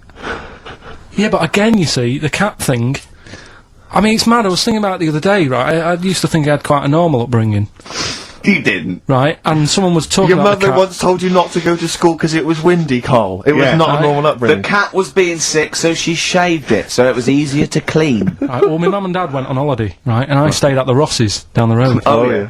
Only a kid, must have been about 5 or something, right? And I was always running around in the house. I had a lot of energy as a kid. What the Rosses did, they had this cat that was dead violent, the most violent sort of angry cat I have ever witnessed. A tiger. It was, honestly, Steve, if it was bigger, it would have been, because it was just always having a go at you. Yeah. If you went to pat it on the head, it went to bite you and stuff. And what they used to do with it, to stop me running around, I'd sort of be running around, and then I'd get a bit tired, and they'd say, have a lie down on the settee. So I'd lie down on the settee and I'd nod off. And what they used to do, I'd wake up, and I'd put the cat on my belly. Right? So I'd be scared to move, because it's like it's going to get me. But it would keep you there. It kept me there, and it used to sort of slaver on me, and they'd sort of, go out or whatever, and I'd be lying there. That's not normal, is it? Carl, sorry, were you created by the Brothers Grimm for one of their fairy tales? What kind of a life is that? A cat paperweight to keep Karl in place. He keeps blowing around. It's windy. We'll have to weigh him down. Be careful. Your mum probably told him that it's a windy day. You got to get something heavy on him. Otherwise, he just gets blown into the road. God. Bless him. Carl, let's just hear your thing once more. Give One people more a time. final chance. Alright, here we go. Ooh, those chili peppers are quite hot. Can't stop. XFM 104.9. I'm Ricky Gervais. With me, Steve Merchant and Karl Pilkington. Alright. Karl, you know what the time is? Bong. Monkey News. Yeah. Right. Imagine if Trevor McDonald started like this. Yeah. There's been a lot of stuff going on that, with monkeys. Oh, yeah. I was mentioning earlier how we sort of making the feature grow a bit, right? So, I'm thinking... Oh, I haven't told you, Steve, either. I've actually been asked to write a thing about monkeys. A poem? No, for a magazine called something Apes. Right. They want me to do like a column, 500 words about apes. About monkeys. Anything I want on monkeys. Anything. What are you going to write? Don't know. Think about it. Well, give him a typewriter. I come up with Shakespeare eventually. Yeah. But You could write anyway, about that. Why didn't you write about that? The fact that you don't believe it. You don't believe that an infinite number of monkeys could type with Shakespeare. Because you reckon most of them hadn't read Shakespeare, so they wouldn't know some of the spellings. Exactly. It wouldn't happen. You idiot. Get on with it. All right. There's been a few things, but one that springs to mind is they found a load of monkeys somewhere. Right? This is brilliant. Yeah. I mean, imagine this if this was news. Yeah. Go on. Where? Somewhere. I think it was in. 17th century? It doesn't matter that bit. Right? Okay. Found a load of monkeys Yeah. that are having a good chat. Go on. They're having a good chat. All right. What do They you found mean? monkeys that can talk. Yeah. They've worked out. They've got about 534 different words that they're using to have a chat about stuff. More than you. Mm. Yeah, what do they chat about then? Just things that monkeys are worrying about. Just where do you get that from? You know. Who does your hair? You going out with her again, are you? Yeah. Oh, yeah. Have you seen that? Sorry, you can't just leave that. No. I'm just intrigued. I'm just intrigued to know what else. Is there any? No, Were I they- mean that. Were they was- discussing the humanity? Did you see that program on Channel 5? Yeah. wasn't it? He can walk upright. Yeah. was good, But wasn't I it? mean, Did you what see do how well do you hung mean he they was? taught them? They taught themselves this language. Yeah. Where is this? In the wild, is this? Is it? Not sign language. It's but in some jungle somewhere. They found these monkeys. He heard some explorer was over there, cutting through the woods and that. and he heard his name, Heard and he some- thought, "That's what he went. What do you want, Ronnie?" He went, "It wasn't me. I didn't say. I didn't say. Oh, Snodgrass. Where'd you get that gun?" Yeah, exactly. Well, there's only me and you here. Yeah. It's weird, isn't it? No, it's not weird. It's not true. Well, right, come on then. What's Well, next? Once again, but what I'm thinking, well, I mean, that did happen. So, well, And to sort of add to that feature, that's not true. we're doing cheapest chimps. Right. Can I just say now to the audience, if you thought that Rockbusters was bad, if you thought that piece of rubbish earlier about the Chinese hairy kid was bad, I'm suspecting this is going to be really not very good at all. I'm just pointing the finger. What do you think of it? What do you think of his negativity, Karl? He keeps doing it.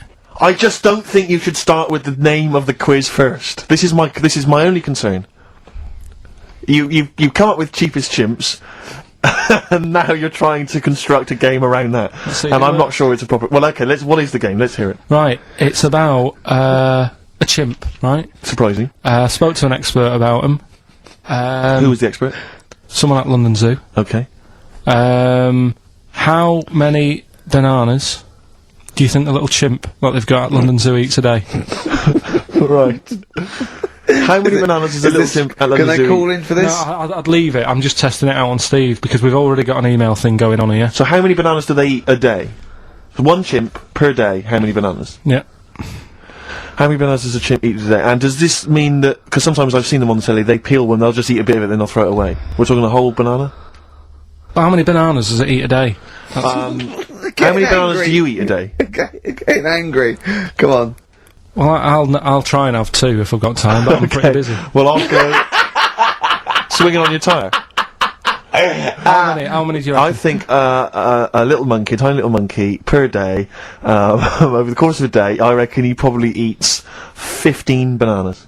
Right. Ricky, what are you going for? Little chimp at London Zoo. But hold on. But presumably they don't only feed it bananas. So Okay. so the question is. It's how many bananas does it eat? Come on, Yeah, Rick. but how many does it get given? It would eat 15 if it was given 15, but it might be given one slice of banana, 15 oranges, 200 potatoes, and some lettuce. How many bananas does it eat? Come on. It's 5. have a guess. 5? Yeah. Right. It's only 1. Yeah, because it only gets given one. Cheapest chimps. What? So it's pretty cheap to have a chimp. Right. I'm on your side now, Steve. I don't understand what happened then. What, so at the end of it, you always shout cheap as chimps. Is that what? That's the quiz, is it? Oh, play a record. Wait, so is that it? Is that seriously Is it? that it? Was that the first instalment of Cheapest Chimps? Yeah. We'll have to see what the press say about this. And why does it only eat one banana? Because it only gets given one banana. I think that's all it wants. No. So you don't even know. You didn't even bother to No, ask him. it wouldn't just get given one banana and nothing else. It would get given banana and then lots of other stuff like apples, oranges, carrots. It would get given a balanced diet. Cigars. Yeah. Steve, you were out of the room there. Mm-hmm. Carl took a phone call from someone. Okay. He's found a cellmate. Right. Not a soulmate. I think one day they will be cellmates. Yes. Because he's just like, he loves everything Carl loves. And he was telling Carl stuff and Carl's face was lighting up. Yeah. He's told him of 2 Russian kids in the circus. They're covered in hair and their mum tells them off because they're covered in fleas. Carl said, see, that annoys me again, innit? They do something else. And the bloke went, yeah, they should just make money out of being hairy. And Carl went, exactly. And he said, have you heard of the 3-legged juggler? And the bloke went, no, what's that? He went, that annoys me as well. Because he thinks they shouldn't have done juggling, they should have done football. Do you know what I mean, though, Steve? What do you There's mean a something- 3-legged juggler? What are you talking He's a about? famous 3-legged juggler. Oh, he's mega famous. He's like the Beckham of wherever he's from. But the other day I was looking in, I don't know, Bizarre magazine or something, right? And there was this fella who, he had no arms. So you saw a picture of him, his job was fixing watches, did it with his feet. Go on. Well, it's just, why pick the most hardest job to do when you haven't got any hands? Crush grapes. Or... Do you know what I mean? That annoys me. Oh, crush grapes! Imagine him being told that he comes into the careers advisory where I go, now, what do you want to do, Hargreaves? Make watches? Right, take a look at your arms. Crush grapes, mate. Sorry? You're a grape crusher. Next. Brilliant. Brilliant. I would love you to be a career advisory in some sort of clinic. It'd be brilliant. I love the fact that it annoys you. Here's a man, he's got no arms, he has learned to fix watches with his feet. Yeah. An incredible talent, incredible skill, he's utilising that brilliantly. That's annoying to you. You are angered by it. I'm only being honest. Now, you be honest, right? Your watch is broke. Who would you go to? You're in a rush. You need it fixing in a rush.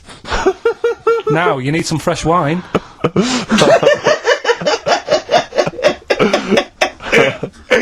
Be honest. Oh, you're amazing. But what's this thing that you've been talking about, this video? Freaks, right. It was a thing that was banned for like 50 years. I think it's been taken off again, but I don't know why, if it's just been deleted, right? It's a quest. If anyone out there has got a copy of Freaks on DVD or VHS, can Karl borrow it, please? I mean, I almost want to set up a camera to see him watching it. It's absolutely real. They use people in the circus of the time. I think it's the 20s or 30s of the Depression. And there's people, there's coneheads, there's a bearded lady, all genuine. There's a bloke they call the Human Slug, who's got no arms and no legs, Karl. And he's just there, and he rolls a cigarette and lights it with his mouth. I think I've seen his brother, who isn't called the Human Slug, is called the Pillow. Right. How does he make a living? He, Does anyone want to meet Karl for money? Do you know what I mean? the annoying thing was, right, there was a picture of him. I was going to put it on I think I've seen his brother. on our website, we put things up like this, right? If you go to Ricky.Gervais at xfn.co.uk / What? You put things like that on my website? It's nothing to do with me. I want people to know that that website is not kept or looked at by me. So, what have you put on there? There's a fella on there who's known as the Pillow. And he's, you see, I get a bit worried with things like this, because we're not sort of having a go or anything, it's just things that Fascinate me. you. Yeah. And, yeah, it's a guy, it might be the same sort of thing. What's your one I called? bet you used to stare at people with goiters, didn't you, when you were little? In Tesco's. Well, just go to xfm.co.uk / Ricky, it is. What's the worst thing you've ever seen on, like, a human face? You know what it is, and What I is don't it? want to talk about it. I can't remember. Have you No. told me? Yeah. What is it? But go, It's not go the to, elephant lady that Go used to to- the, yeah. Is it the elephant lady? You talked about that, I know. Yeah, I don't want to talk about it again. Go to the website and see the Human Pillow. Why is he a human pillow? That's what annoyed me. I thought it was more of a draft excluder. Now, things are flying here at XFM. People have called in. There is a video of Freaks on the way. Karl's going to see that within the week. That's exciting. That's exciting for me. Do you know what I mean? About our education of Karl. We started off trying to teach him about science and history, and now we just find that he likes pictures of hairy Chinese kids and Who women. Who doesn't? No, true. You've got a theory about pictures of freaks, haven't you? You see, you always bring things up that I don't want to talk about, because I'm really worried that people, if you've just tuned in for the first time, it's the first time you hear it, and we're talking about hairy Chinese kids. Yeah. Talking about the human worm. Karl, listen. People don't think that you're taking the piss out of those people. They lump you in with them. Do you know what I mean? They think that you're a freak of nature. So you can say anything you want. Do you know what I mean? Because it's honest, it's from the heart, it's genuine. So, don't worry about that. Yeah, but Suzanne was saying last night that I've got a heart of stone, or whatever it is. Why? Because I wasn't crying at Comic Relief. And all I always used to say to her, get out Elephant Man, let me watch that for 30 minutes, I'll be crying my heart out. Why? Why do you care about that but not... Because it's... That is more real, isn't it, right? Think of John Merrick. Sorry. What, the film starring John Hurt is more real than footage of starving people in Africa? No, but what I'm saying is, think about See, this is why I didn't want to bring it up, because people are gonna just say... Well, you're allowed to cry at what you like. People can't have you for not but crying at someone and crying at someone else. Imagine that, like, if you've seen the film, you know, his head's all, you know, messed up and that. Yeah. He's getting picked on all the time. Yeah. By Michael Elphick, I remember. Yeah. It's just really, really sad. Whereas, you know, we try to help But out you give him a bun and he forgets it. Do you know what I mean, though? He never forgets, Rick.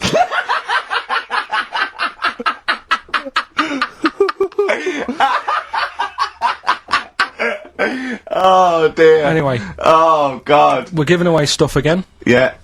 Time Tell for me your theory about freaks who have their picture taken. No, I'd leave it. No, can I tell we'll you? do it next week then. Can I tell you what this Go is? on, quickly, what is it? Right, when he sees a little picture, like in his books he's got, he carries round those things, right? And there's like a fella with a little head with some like able-bodied people. He goes, the only reason he must know the only reason they got to take that picture, right, was so they could show their mates, say, look at me, the little fella with a little head. That's his theory. Yeah. So every picture of a freak, they're being Right, Steve, let me describe the picture to you. This little fella with a little head, right, playing on the piano. I've seen it. All his family stood around and mates and that. When have you ever seen a picture of someone playing the piano and everybody wants to be in on it? Doesn't happen. Maybe it was one of those kind of Christmas cards they sent out to everyone. It wasn't. You could see one of them was like in a rush to go away. He was probably planned to go out, and he was like, "But they were taking a picture." It's, "Oh, I'll be in it then before I go out." And it was all. He's out of order. Yeah. If you say, do you know the one? I do know the one you mean. Yeah. What about the one in the when you went down to Cornwall in that little We'll pub? talk about that next week. What you want to get on, do you? Yeah, right. We've got to give away another prize. Yes. You lucky people. For those of you that haven't seen it and do not have the requisite £4.99 to buy it yourselves, you can win on VHS cassette, panned and scanned. Billy Elliot, the special edition, includes bonus documentary, The Billy Elliot Boy. Oh, and, I'd like to see how they really sort of made that film. Exactly. Well, it's the hit film Billy Elliot, and you can win that on VHS. Because Karl, I assume you have included yourself in an excerpt from the movie. Taking a scene from the film. Who do you play, Billy? I'm playing the part of Billy, Brilliant. and we'll have a question at the end of Come it. on. Brilliant. 2, 3 part of all way and go. Alright. Just been down the valley. So I don't know halfway. What are you looking like that for? What's wrong with Bally? What's wrong with Bally? Yeah, well, what's wrong with it? It keeps you fit and that. What do you think, Auntie Nora? You think about me doing Bally? I used to go to ballet. There you go. She used to go to Bally. Used to say I could have been a professional dancer if I'd had the training. Bet you were pretty good, weren't you? Wasn't the time you had wind for 5 minutes, was it? But you well glided across. Will you shut up? What's wrong with Bally, anyway? For girls, not for lads, Billy. Lads do football or Well, I've done that, yeah. boxing or... Did that for a couple of weeks, so... Wrestling? wrestling. Yeah, wrestling, yeah. Friggin' Bally. Well... Don't worry about it, anyway. Just... Is it alright if my mate Wayne stays over tonight? He just wants to sleep over. He's just coming over to... Wayne, sleep. Yeah, he just stays over. I'm not gay or anything, he's just... I don't fancy him, I'm not... Yes, you do. I don't... Yes, you bloody well do.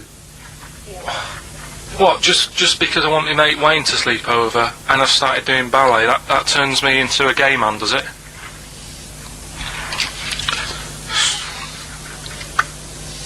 You haven't seen my Village People album lying around? You're asking for a hiding. Just joking, just having a laugh. Just didn't mean... I've had enough in here, I'm going out. No, from now on, you stay here. You look after your nana. Got it? Yeah. Yeah. Alright.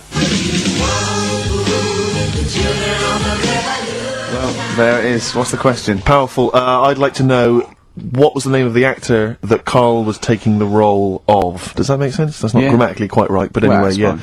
Who was the young lad that Karl was taking the place of there? Name of the actor, not the character. And just email in ricky.gervais@xfm.co.uk. You can win yourself. You gotta be fast. You can win yourself a VHS edition of Billy Elliot worth £4.99 price. I'm going to leave the sticker on, which has actually got the price on. Brilliant. I'll leave that on so you know just what you've got in your head. Foo Fighters. No, it's not. Yes, it is. Feeder. Feeder. Yeah. I don't know what I'm doing now. Why have we got to stop? Sorry, we just had an argument then. Why have we got to stop at 5-2? It's just the football's on, isn't it? So what can we do? We do a link here, and then we can play. We'll play a song, do a little. What about chat. the competition? We got to announce the competition. Well, Steve. Well, I can tell you right now that there's only 2 people, it would appear, that are interested in a VHS copy of Billy Elliot. That's how mediocre that gift and that prize is, Carl. I don't know if you want to learn from that. Yeah. But I'm going to give this one to MJ McKay, who has correctly identified that you were taking the part of Jamie Bell in Billy Elliot. So, well done. Right, just forward me that and I'll sort that out. We'll get the video. What film are you doing next week? Dunno, I've got been out and bought a couple, got Silence of the Lambs I can do something with. Right. Bought Fight Club, but it's a bit difficult. You know, always open to suggestions and that, so you got any favourite films? What about the 1930s film Freaks? Oh. I can't wait. I cannot wait for your... Brilliant, that'd be good. Excited about that? Why don't you do a film review of that next week as well? Yeah, well it depends if the fella, you know, if anyone's got it, just send it in. I'll send it you back once I've watched it. So that'd be good. Next week we'll do, Oh, please tell me there's going to be more Cheap as Chimps. Yeah. Oh, thank goodness. We'll see what the press say. We'll see what the press say about that. Looking forward to that. Do you know, like, you're always having a go at my ideas? Yeah. Little, Yeah. you know, cheapest chimps you put down. Mm-hmm. Again, I normally come up with these because you don't come up with a competition idea. Sure. Yeah. He's done him again. Yeah. Well, cheapest chimps, mine, you're dissing it. Yep. Rockbusters, one of the most successful competitions ever. Uh-huh. And he means in the world, not just Yeah. on XFM. Yeah. You put that down. Yep. Right. What are you thinking about this, right? I was watching Comic Relief last night. Came up with an idea. Mm-hmm. Right. You get Jono. Okay. John Right. O'Coleman, yeah. Say Vanessa Feltz. Mm-hmm. You know, maybe, you know, Dawn French, because she'd be around for that. And then get them all in a room for Comic Relief. And what you do, put a cake in front of them. Yeah. Right? And like, you don't feed them. And like, they're going, oh, I'd love a bit of that cake. Right? It's called Famine Academy. Right. Right? Whilst they lose pounds, they get pounds. Right. What do you think? Play a record, Carl. Well, I love it, again. I love Do you it, know what I Carl. mean? Yeah, again. Bobby Womack, across 110th Street on XFM 104.9. I'm Ricky Gervais, with me Stephen Merchant, and over there, Karl Pilkington. Can I just remind people that... A man so stupid, it isn't actually offensive. I just want to put that out there. Yeah. Okay, good. No, just wanted to remind people that they can get in touch on the text 83XFM. You'll need that text number shortly because we're going to be playing Rockbusters very soon. Gav has texted in, and he says quite simply, "What's happened to the webcam? All I can see is a bald monkey." Well, you're absolutely right. We'll try and get that sorted out for you. But we're rockbustering now. Should we do it now? Should we do it now? Set it up now. Okay, great. Yeah. You should just remind people, Rick, particularly if they're trapped in Antarctica for the next 3 months, what this game is. Well, this is, Blockbusters, just totally ripped off, and, the clues are bands and artists. Karl says they're cryptic clues, they're not cryptic clues, they're more like, what word am I thinking of? They're tenuous, some of them don't work at all. So it's really, are you in tune with a shaved monkey? I mean, it's nearly embarrassing to get the clue. I pride myself on that I don't really get them. And I'm sort of proud of that, because you shouldn't. Yeah. But anyway, I think I've given it a big sell. Yeah. Now, you do win TAT today, but the big prize is going forward to be in the draw in 5 weeks' time, when there's a signed Homer that I got Matt Groening to draw. If you go to rickygervais.com, you can see him drawing it. It's an original. Well, if they want to see it, they can go to xfm.co.uk/Ricky, and it's actually, just click on it, you can have a look at it. Oh, you can see all the pictures there, can't you? There's also a signed Nigel Tufnell poster, and us three as Flanimals, but there's a little actually video clip. I was on rickygervais.com. You can actually see Matt Groening drawing it. Well, those prizes are the ones the big prizes you can win in 5 weeks' time if you get to the grand final. In the meantime, it's the usual selection of mediocre gifts which will be given away. That we found in a drawer that people have sent us to give away. First up, we've got I think most people agree, the mediocre John Travolta film Ladder 49, which I think barely made it into cinemas over here. We've also got on DVD. And we're giving that away. We're giving that away. Brilliant. On DVD, the TV series Grumpy Old Men, which I think is repeated every single night on BBC Two. Oh, and that's free as well, is it? Yeah, that's free. Oh, okay. We've got the complete third series of Alias. Great gift, only if you've seen the previous 2 seasons. So, is that the one I'm in? I don't know, possibly. French and Saunders at the Movies, a collection of all their hilarious movie spoofs. Again, on television, I think every Friday. And the TV series Operation Good Guys. You know, fine series, but you could see that on UK Gold most nights. So, once again, an excellent selection. But if you win all those and take them straight down to Record and Tape Exchange, you will be able to get 2 albums that you actually like. That's exactly right. So, people send us them, so they sort of get bigged up on the radio, so that's done. We don't need to worry about that. Angry. So, anyway then, three clues. Well, hang on, let's play the jingle. No, I haven't got one. You not got a jingle for Rockbusters? No. Well, do one quickly now. Okay. Rockbusters. Brilliant. Alright, so we got 3 of them. Cryptic clue and the initials, the band. It could be a band or an artist. We've done all that, haven't we? Yeah. Alright, first one. The fella let his wife know how he got the bruise on his leg. Right? Give us that again. The fella let his wife know how he got the bruise on the leg. He got a little bruise. Yeah, it's all, imagine that in a Times crossword. You read it again, it's slightly different. Every time I look back at this crossword, it's slightly different. All the words change. It can't be cryptic. The initials there, CL. Right? CL. Fella got a bruise on his leg. He let his wife know how he got it. What's going on? Right, second one. All the muttering! And what's the next, cryptic clue? Second one. That Potter lad had a lot of bottle doing all that stuff with the wizards and that, right? He had a lot of bottle playing with the wizards and that. What's all that about? Right? I love it! What's all that about? TB there, band or artist, the initials TB. That Potter lad, he's got a lot of bottle doing all that stuff with the wizards. Right? And the third one, the Buddhists won't be able to get in their temple without these. What do they need, right? The Buddhists won't be able to get in their temple without these. The initials TM. Right? 83936 is the text number. We don't want to receive emails from this because we can't be bothered, so just a quick text. Make sure you include all 3 answers. We're not interested unless you've only got, you need to get all 3. Yeah. But the winner may only get 2, but it's the first one with the most right answers. Yeah. And if that wins all those DVDs. Alias is a box set, to be fair. That's a pretty good prize, that one. Oh, you could get 2 CDs when you take that down to Record Tape Exchange. And you don't need to see the first 2 seasons because you won't know what's happening anyway. Oh, okay, fine. I'm excited to think that there's some people now in Antarctica just scrabbling around to get a pen, just trying to figure them out. You know, they'll probably stew on that for the next 2 months.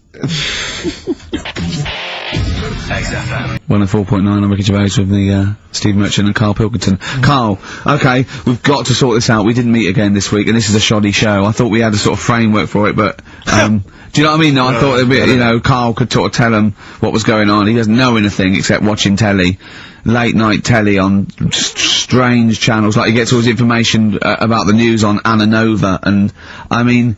I even tried to help because Monkey News last week was awful. It wasn't Monkey News. It wasn't Monkey News. It was I can't remember it. I've been away on holiday. Brilliant. Yeah, and the Monkey News stops. I phoned him up. There was a front cover of the I think it was the Telegraph one day this week, and it was an ironic story. It was a fluff piece, but it was a funny story. It was about a monkey in a zoo that had a ruck with its father because it's adolescent. It was like the equivalent of like 16 to 18, and it had a fight with its father, and it escaped. It ran away, and it was like, you know, an interesting story. Yeah. I phoned Karl up and said, "This is Monkey News. A monkey has escaped from its cage after an argument with its father." And he said, "What was the argument about?" I mean, he thinks like Homer Simpson. Yeah. What was the argument about? Like the zookeepers are going, oh no, he's brought up his untidy room again. The father, he's caught him smoking again. I mean, what do you mean, what was the argument about? They have fights. They have fights and then it ran away. His dad wanted him to go to college, but he just wants to quit and get a job. Yeah, and he fancied a monkey in the other cage, and the father was saying, she's not good enough for you. Oh. So what we've got was some it monkey about? news today? Yeah, I got a little bit of monkey news. You got a little bit of monkey news, right? You've redeemed yourself then this week. We've got some stuff there and that. What else has been going on? You were, what are we going to talk about now? Sort of head's gone now. Your Yeah, head's we got gone. monkey news. Yeah. And, Why is your brain? Why is it? It seems like since we've come back on air, you have become dimmer.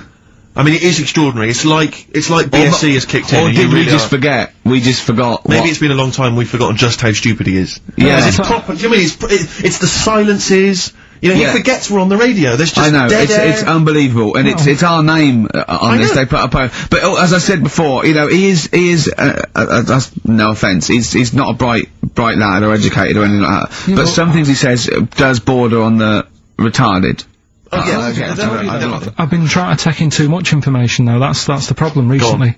Well, I said to you last week, I've been like reading more books and what have you, and trying to take in too much, but the problem is, like even watching telly and that now, Suzanne said to me, you know, stop doing that, stop watching telly late at night and going to bed, because it's making your brain too active. And I'm sort of... Heaven forbid. And, you know, I'm trying to get to sleep and I can't, and then when I wake up, she had a go at me the other day, right? Because it was the night after watching The Fat Baby, right? Woke up in the morning, and, she had a go at me because as soon as I woke up, I said, something like, how can you freeze time?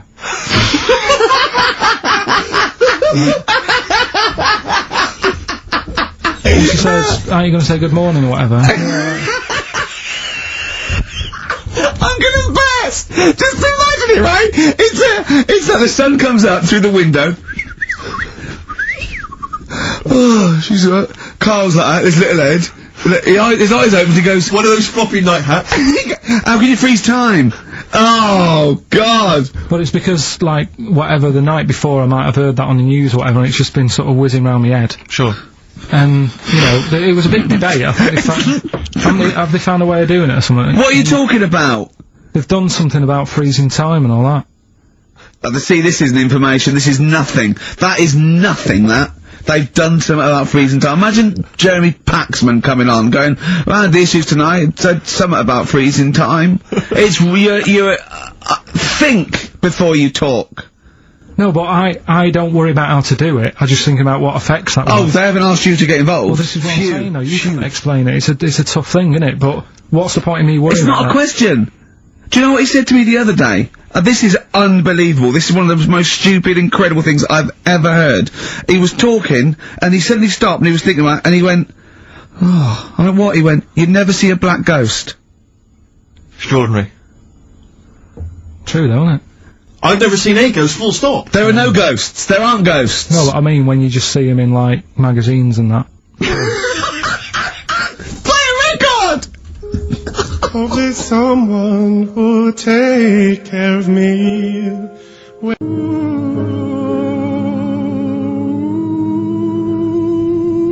Anthony and the Johnsons. Isn't that beautiful? Interesting. Hope there's someone on XFM 104.9.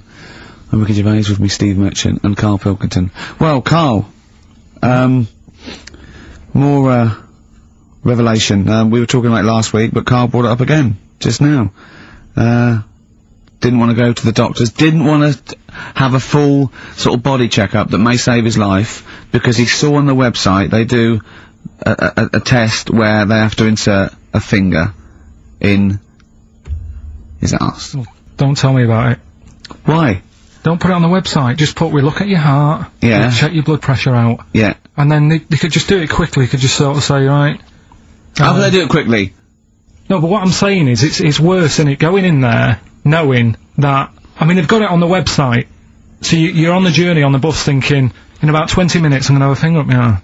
But they're doctors. Yeah, but just They're tell not me doing it for a laugh. They're not filming it with a two-way screen. They're not putting on boxing gloves so it hurts more. They're up. Oh, his I just prostate's think alright. Out again. Out again. I'm just saying in the day, the sort of... Do you think they're in the pub going, here he comes? It's Pilkington, I have my finger up his arse today. Do they allow ladies to do that? Do they allow female doctors to Of do it? course they do. They're doctors. that's worse, though. You're sounding like him. No, I'm just interested in, because, you know, do they allow female doctors to do the finger up the arse thing? Well, of course they do. They're doctors. Forget the female and male. They are doctors. Right, do you know any female doctors to do that? But what I mean is, isn't it a bit like if you're being searched at an airport, you know, and you're a woman, they send in a woman person to search you. They don't send in a bloke to do it. Isn't that the same thing? Yeah, they probably trust someone who's gone through 6 years medical college not to be taking the piss as opposed to a fat security guard who couldn't get anything else. Do you know what I mean? What are you talking about? There's doctors all the time coming out in the papers, or they gave them this so they could look at their boobs or whatever, or, you know, it's all you're always hearing stuff about dodgy doctors. But what I'm saying is, the reason why they do that at security, because there's lots of security people, and they can, you know, for your own, you know, for your own modesty, there's a female one to search females and a male one to search males, and that's fine. But there's not like 4 or 5 GPs to choose from, and you go in there and you go, is it your arse and testicles? Do you want a bloke or you know, But what about you them? accept What if they've it. got long fingernails?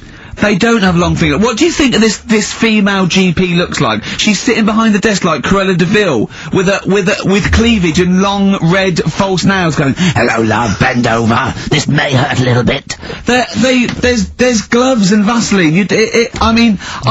I don't believe there's 2 of you now in the room. Karl, they're doctors. They have to, what would you rather do than put the hand down your throat and round your alimentary canal to feel your arse? It's a quicker way in. You seem to know a lot about these doctors who stick fingers up people's asses. You're a very well-informed gentleman about this sort of thing. Well, say if they did find something. Yeah. Would you then have to get, like, a second opinion, so someone else's finger? Well, no. They test it to see if there's anything suspicious. That it's usually a swollen prostate, which can be anything. So you know, they catch it early, and that's it. They feel up there. But if you want a second opinion, then the same doctor will just stick a thumb up and have a feel around then. So it always works in the same way. Yeah. Well, if there's a doctor who can, I don't know, put me at ease. I mean, surely there's another way around it. I don't believe that. I mean, what is this? 60 million people or something in the world, isn't there? 60 billion or something? Well, 6 billion, something. Yes, you got it. Right. You hit it. Well done. That's good work. Right, so yeah, there's 6 billion, did I say? Yeah, what's 6 billion then? Loads, isn't it? Yeah, but So if you want a doctor to phone up to assure you that the finger at the bum thing's not painful and that it's necessary, and Just that that it's it's not just someone necessary, trying to really. get kicked. Just that it's not an easy way round. Alright, what's the phone number here? It's, changed that, haven't they? oh, You're the producer! Hang on, here it is. 0871 222 1049, and I think you select option 1. It tells you anyway what to do. please, if you're a GP, or if, you know, even if you've completed medical, I mean, we want a qualified doctor, really. Anything else is not good enough for Karl Pilkington. Just we'd love to, you can ask him all the other questions, because you know, Karl, as I said last week, he doesn't, feel his own testicles, because he doesn't like the feel. Yeah. So, you know, I'd like a doctor to explain to him how necessary that is. And this is truthful as well, I've got a very slight pain around the genital area at the moment, and I think it might be some kind of groin strain, but I'm a little bit anxious, not entirely sure Yeah, what it is. you've been with me twice when I've gone along to get them checked. Yeah. And I go, oh, what's that? Yeah. It's terrible. I mean, but, you know, it's usually, I think you're in a pretty low risk, aren't you? I'd hope so. You're coming out of the 20s. I think testicular sort of, I shouldn't be doing this, I'm not qualified. They told, all they said was to me sort of like, it's 20s and 50s. Mine- So, we're into Mine sort of felt like they dropped a bit the other week when I was on holiday. I don't know if that's, like, when you're relaxing or I was wearing shorts a lot. How far? If it's 2 foot, it's too far. I was having problems walking. What do you mean? Why? It was just a bit, I had shorts on all day, I'm happy, I'm walking about on the beach and what have you. And then, at the night, when I put some long trousers on, I was sort of walking like a rickets. They probably like stretch a little bit. Sometimes, I told you when I was about 18, I was scared. I went to, the doctor, I felt a pain, right?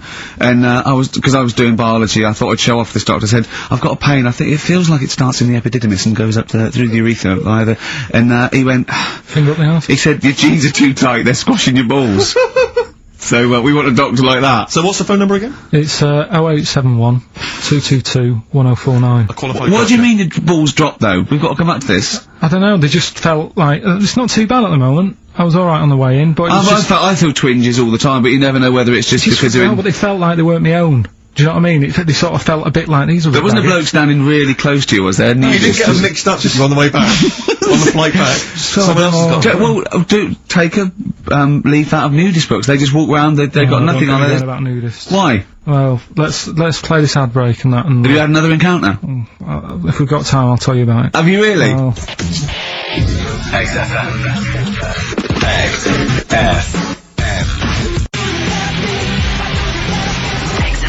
London. Right, we've got who's that on the line? It's Rob. Rob, and are you a doctor? I'm a final year medical student. I'll be a doctor in 2 months, touch wood. That's close enough, isn't it? Yeah.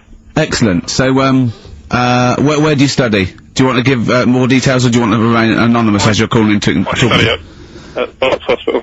All right, great. So, why do GPs sometimes put their finger up a man's anus? To see what's there. You know, if you've got hemorrhoids, if you've got an enlarged prostate, you know, it's either that or they stick up a big tube and have a look up with a light. What? And it's easier to do that. Now, are you dumbing this down for us, or are you going to fail your medical exams by saying stick up a big tube with a light? I'm dumbing it down. Okay, come on then. We're all intelligent people here, and Karl. So you tell us what's that called? It's called a sigmoidoscope. Right. Nice. That was a clever test, wasn't it, Rick? 12-inch long. Yeah. 12-inch long tube that they can put up there. So, Karl, would you prefer that or a finger? Well, so do they sort of do the finger first, and then, I mean, at what point do they say, hang on, we need a light here? I mean... It's normally if there's something wrong. But, so if I go then, say if I go to this well-known clinic, right, and they go, yeah, the art's good and that, yeah, finger, there you go, and then they go, hang on, I'm gonna go and get me light and tube. I could start worrying then because they've sort of found something. And they're not likely to go straight in with the tube. They'll probably send you off some tests first. But Karl, there's nothing. But you go to these places to put your mind at rest and to know where you are with your health. I mean, it's not that you go along. That's what most people worry about. They think that because I'll go along and they'll find something. Well, one, that's illogical. It doesn't heighten the fact they'll find something because you go along. And two, if they do find something, it's a good job you went along. I mean, I'm a hypocrite because I don't go to the doctor, but I've had that done. You should be concerned if, when they shine the little light in your ear, it comes out the other side of your ear. No, the other ear comes right out the other side. That's when you should be worried. But Rob, right, you said then, if they find something, they send me off for some tests. Why can't I just have the test without that and cut out the middleman? Do you know what I mean? Because you're wasting lots of money. There's hundreds of tests they could do, and they could do every test, and they could all come back with nothing. Or they could do the finger up there and send you for the 3 tests you need to find out what's wrong with you. But in this day and age, with all the technology and that, and like brainy doctors and all that, the only way to find out is sticking a finger up there. What are you worried about, Karl? Is it fundamentally that this doctor who's has done 6 years medical training, is it embarrassing to have a man's finger up your ass? I just don't understand how you can get round to that without... But what don't you like? Is it fundamentally you don't like anything up your ass, or is it the fact that it's a man's finger up there? I don't like going to the doctors. It makes me nervous, because I think if anyone searches you long enough, they're going to find a fault with you, right? And especially if they're going that far into you. They're going to find something. And... Probably not. Well, you know, I just don't... I don't know how to get round to that sort of... that point where you get a... What do you talk to the doctor about? He's like, alright, nice day. Strap your trousers. He goes, he says, I'm gonna just, Most people just shut up and let you do it, and then breathe a sigh of relief when you say there's nothing there. Yeah. But is that at the end of the test, or is that the first thing he does? It's the last thing. So that trousers up out the door. Because he knows it ends conversation. He knows it's a bit of a faux pas. The doctor says, "Oh, I better not kick off with the finger up the arse." What I do is I'll start on with the the head, and then we're down and go. Oh, one final thing, Mr. Pilkington. So Rob, he drops his keys and he goes, "Pick them up." And as you bend over, will you be doing this, Rob? Is this what you're like open to do? You do all these. I'll have to do it at some point. All doctors do it at some point, no matter what they specialise in. So the first one, is there another doctor there to sort of make sure you're doing it right? Not dentists. No, but do you know... Dentists aren't doctors anyway. No. But do you know what I mean? Like, normally it's like a co-pilot will have someone with them for the first one. So when you put your first finger in, Yeah. will someone be there going, right, you just want to move to the left I've of it? already done it. Have you? Yeah. So that's the thing with a student, you're learning. So you get people teaching and you learn on these things. Can I just point out, Rob, I think I'm right in assuming that, you have a glove on, Yeah. and there's lubrication, Yeah. and it doesn't hurt. No. There you go. What are you worried about, but Karl? who's this person who everyone's testing on in your class? It's not one person! One person. There's like, when a patient comes in and they've got a problem, your boss, the consultant, he does his finger up, and if he finds something, he goes to the patient, is it alright if the student has a feel as well? Then the student puts on a glove, puts the leave on the glove, and sticks his finger up and sees what he comes out with. Rob, I wish you could see Karl's face. I mean, he just, his face when you said, and he says, can this fella have a go as well? He looked horrified. That he thought it was a free-for-all, like there's a queue of people trying on gloves and going, let's have a go. That looks good up there. What have you found? No, but I mean, how come you had to sort of, is it not something you could test on yourself rather than waiting for other people to come in? Because then you know, it's an awkward position to get to, really, isn't it? Well, but you can have a good rummage then without feeling too awkward, but to sort of have a go on your first patient when you don't really know what you're looking for anyway. Do you know what I mean? Never really thought about it. Because you don't, if you've never done it before, you pop your finger in there, and you've got to sort of look, you've got to have an expression on your face like you know what you're finding. Well, they can't see what you look, they can't see your face. There. You got the big boss consultant man going, now move your finger there and you'll probably feel this, because he's just done it, he knows what's there. Well, what, oh, so he's already had a go, he's had a feel, and he's going, right, if you feel to the right, that's the conglomeracy or whatever. The congombulary, yeah. His congombulary is in perfect working order. Well, that's, I'm still... Thank you, Rob. I'm sorry you had to go through this. Karl is probably the worst patient you'll ever encounter in your medical career. Good luck with your finals, and thanks very much. And, do you know any female doctors who do this? Or? Thank you. XFM 104.9. Thank you.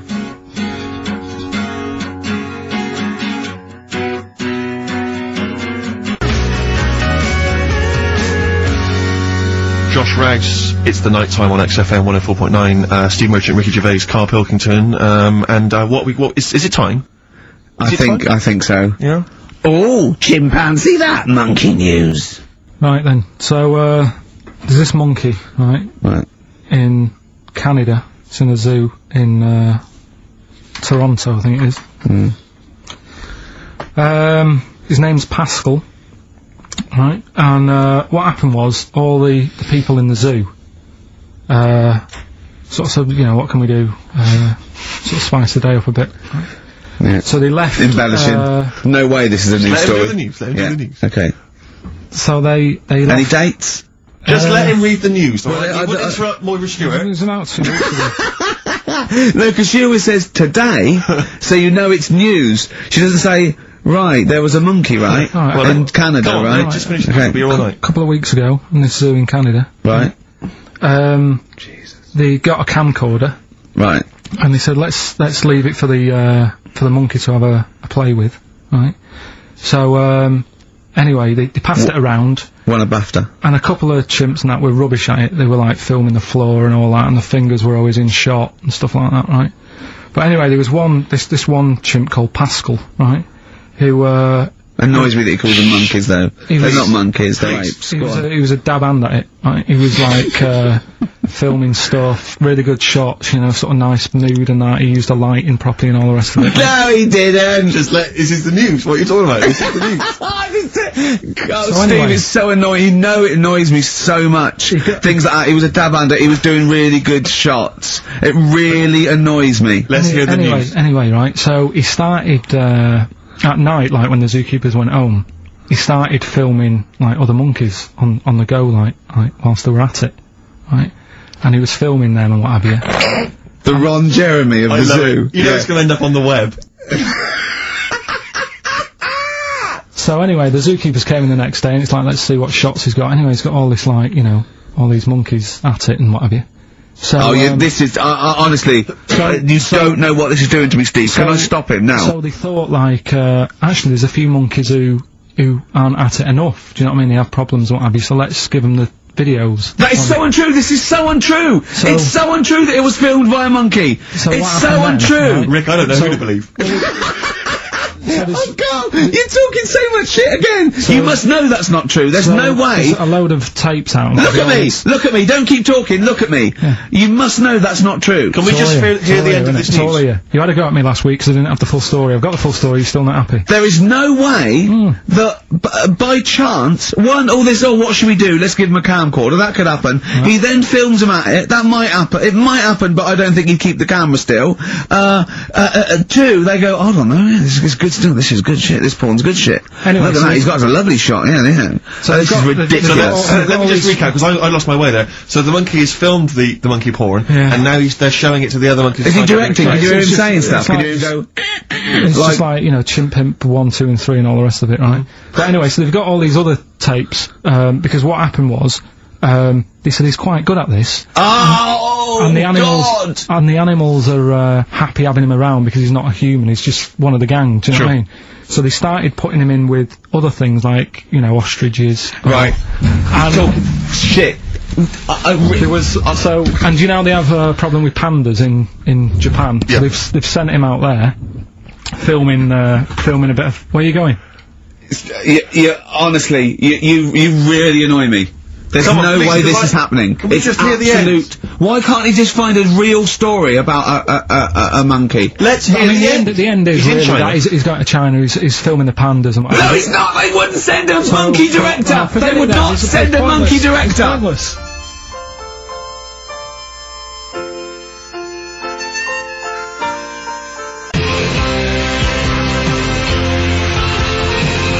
Thunder Road by Bruce Springsteen, possibly the greatest rock song of all time. I don't know. Big words. Big words indeed, but I echo them. Well, we're running out of time. We've got to get on with the show. It's near the end. I hope you've enjoyed it. I hope the scientists stuck in a big, I don't know, hut in the middle of nowhere in pitch darkness, 10 of them.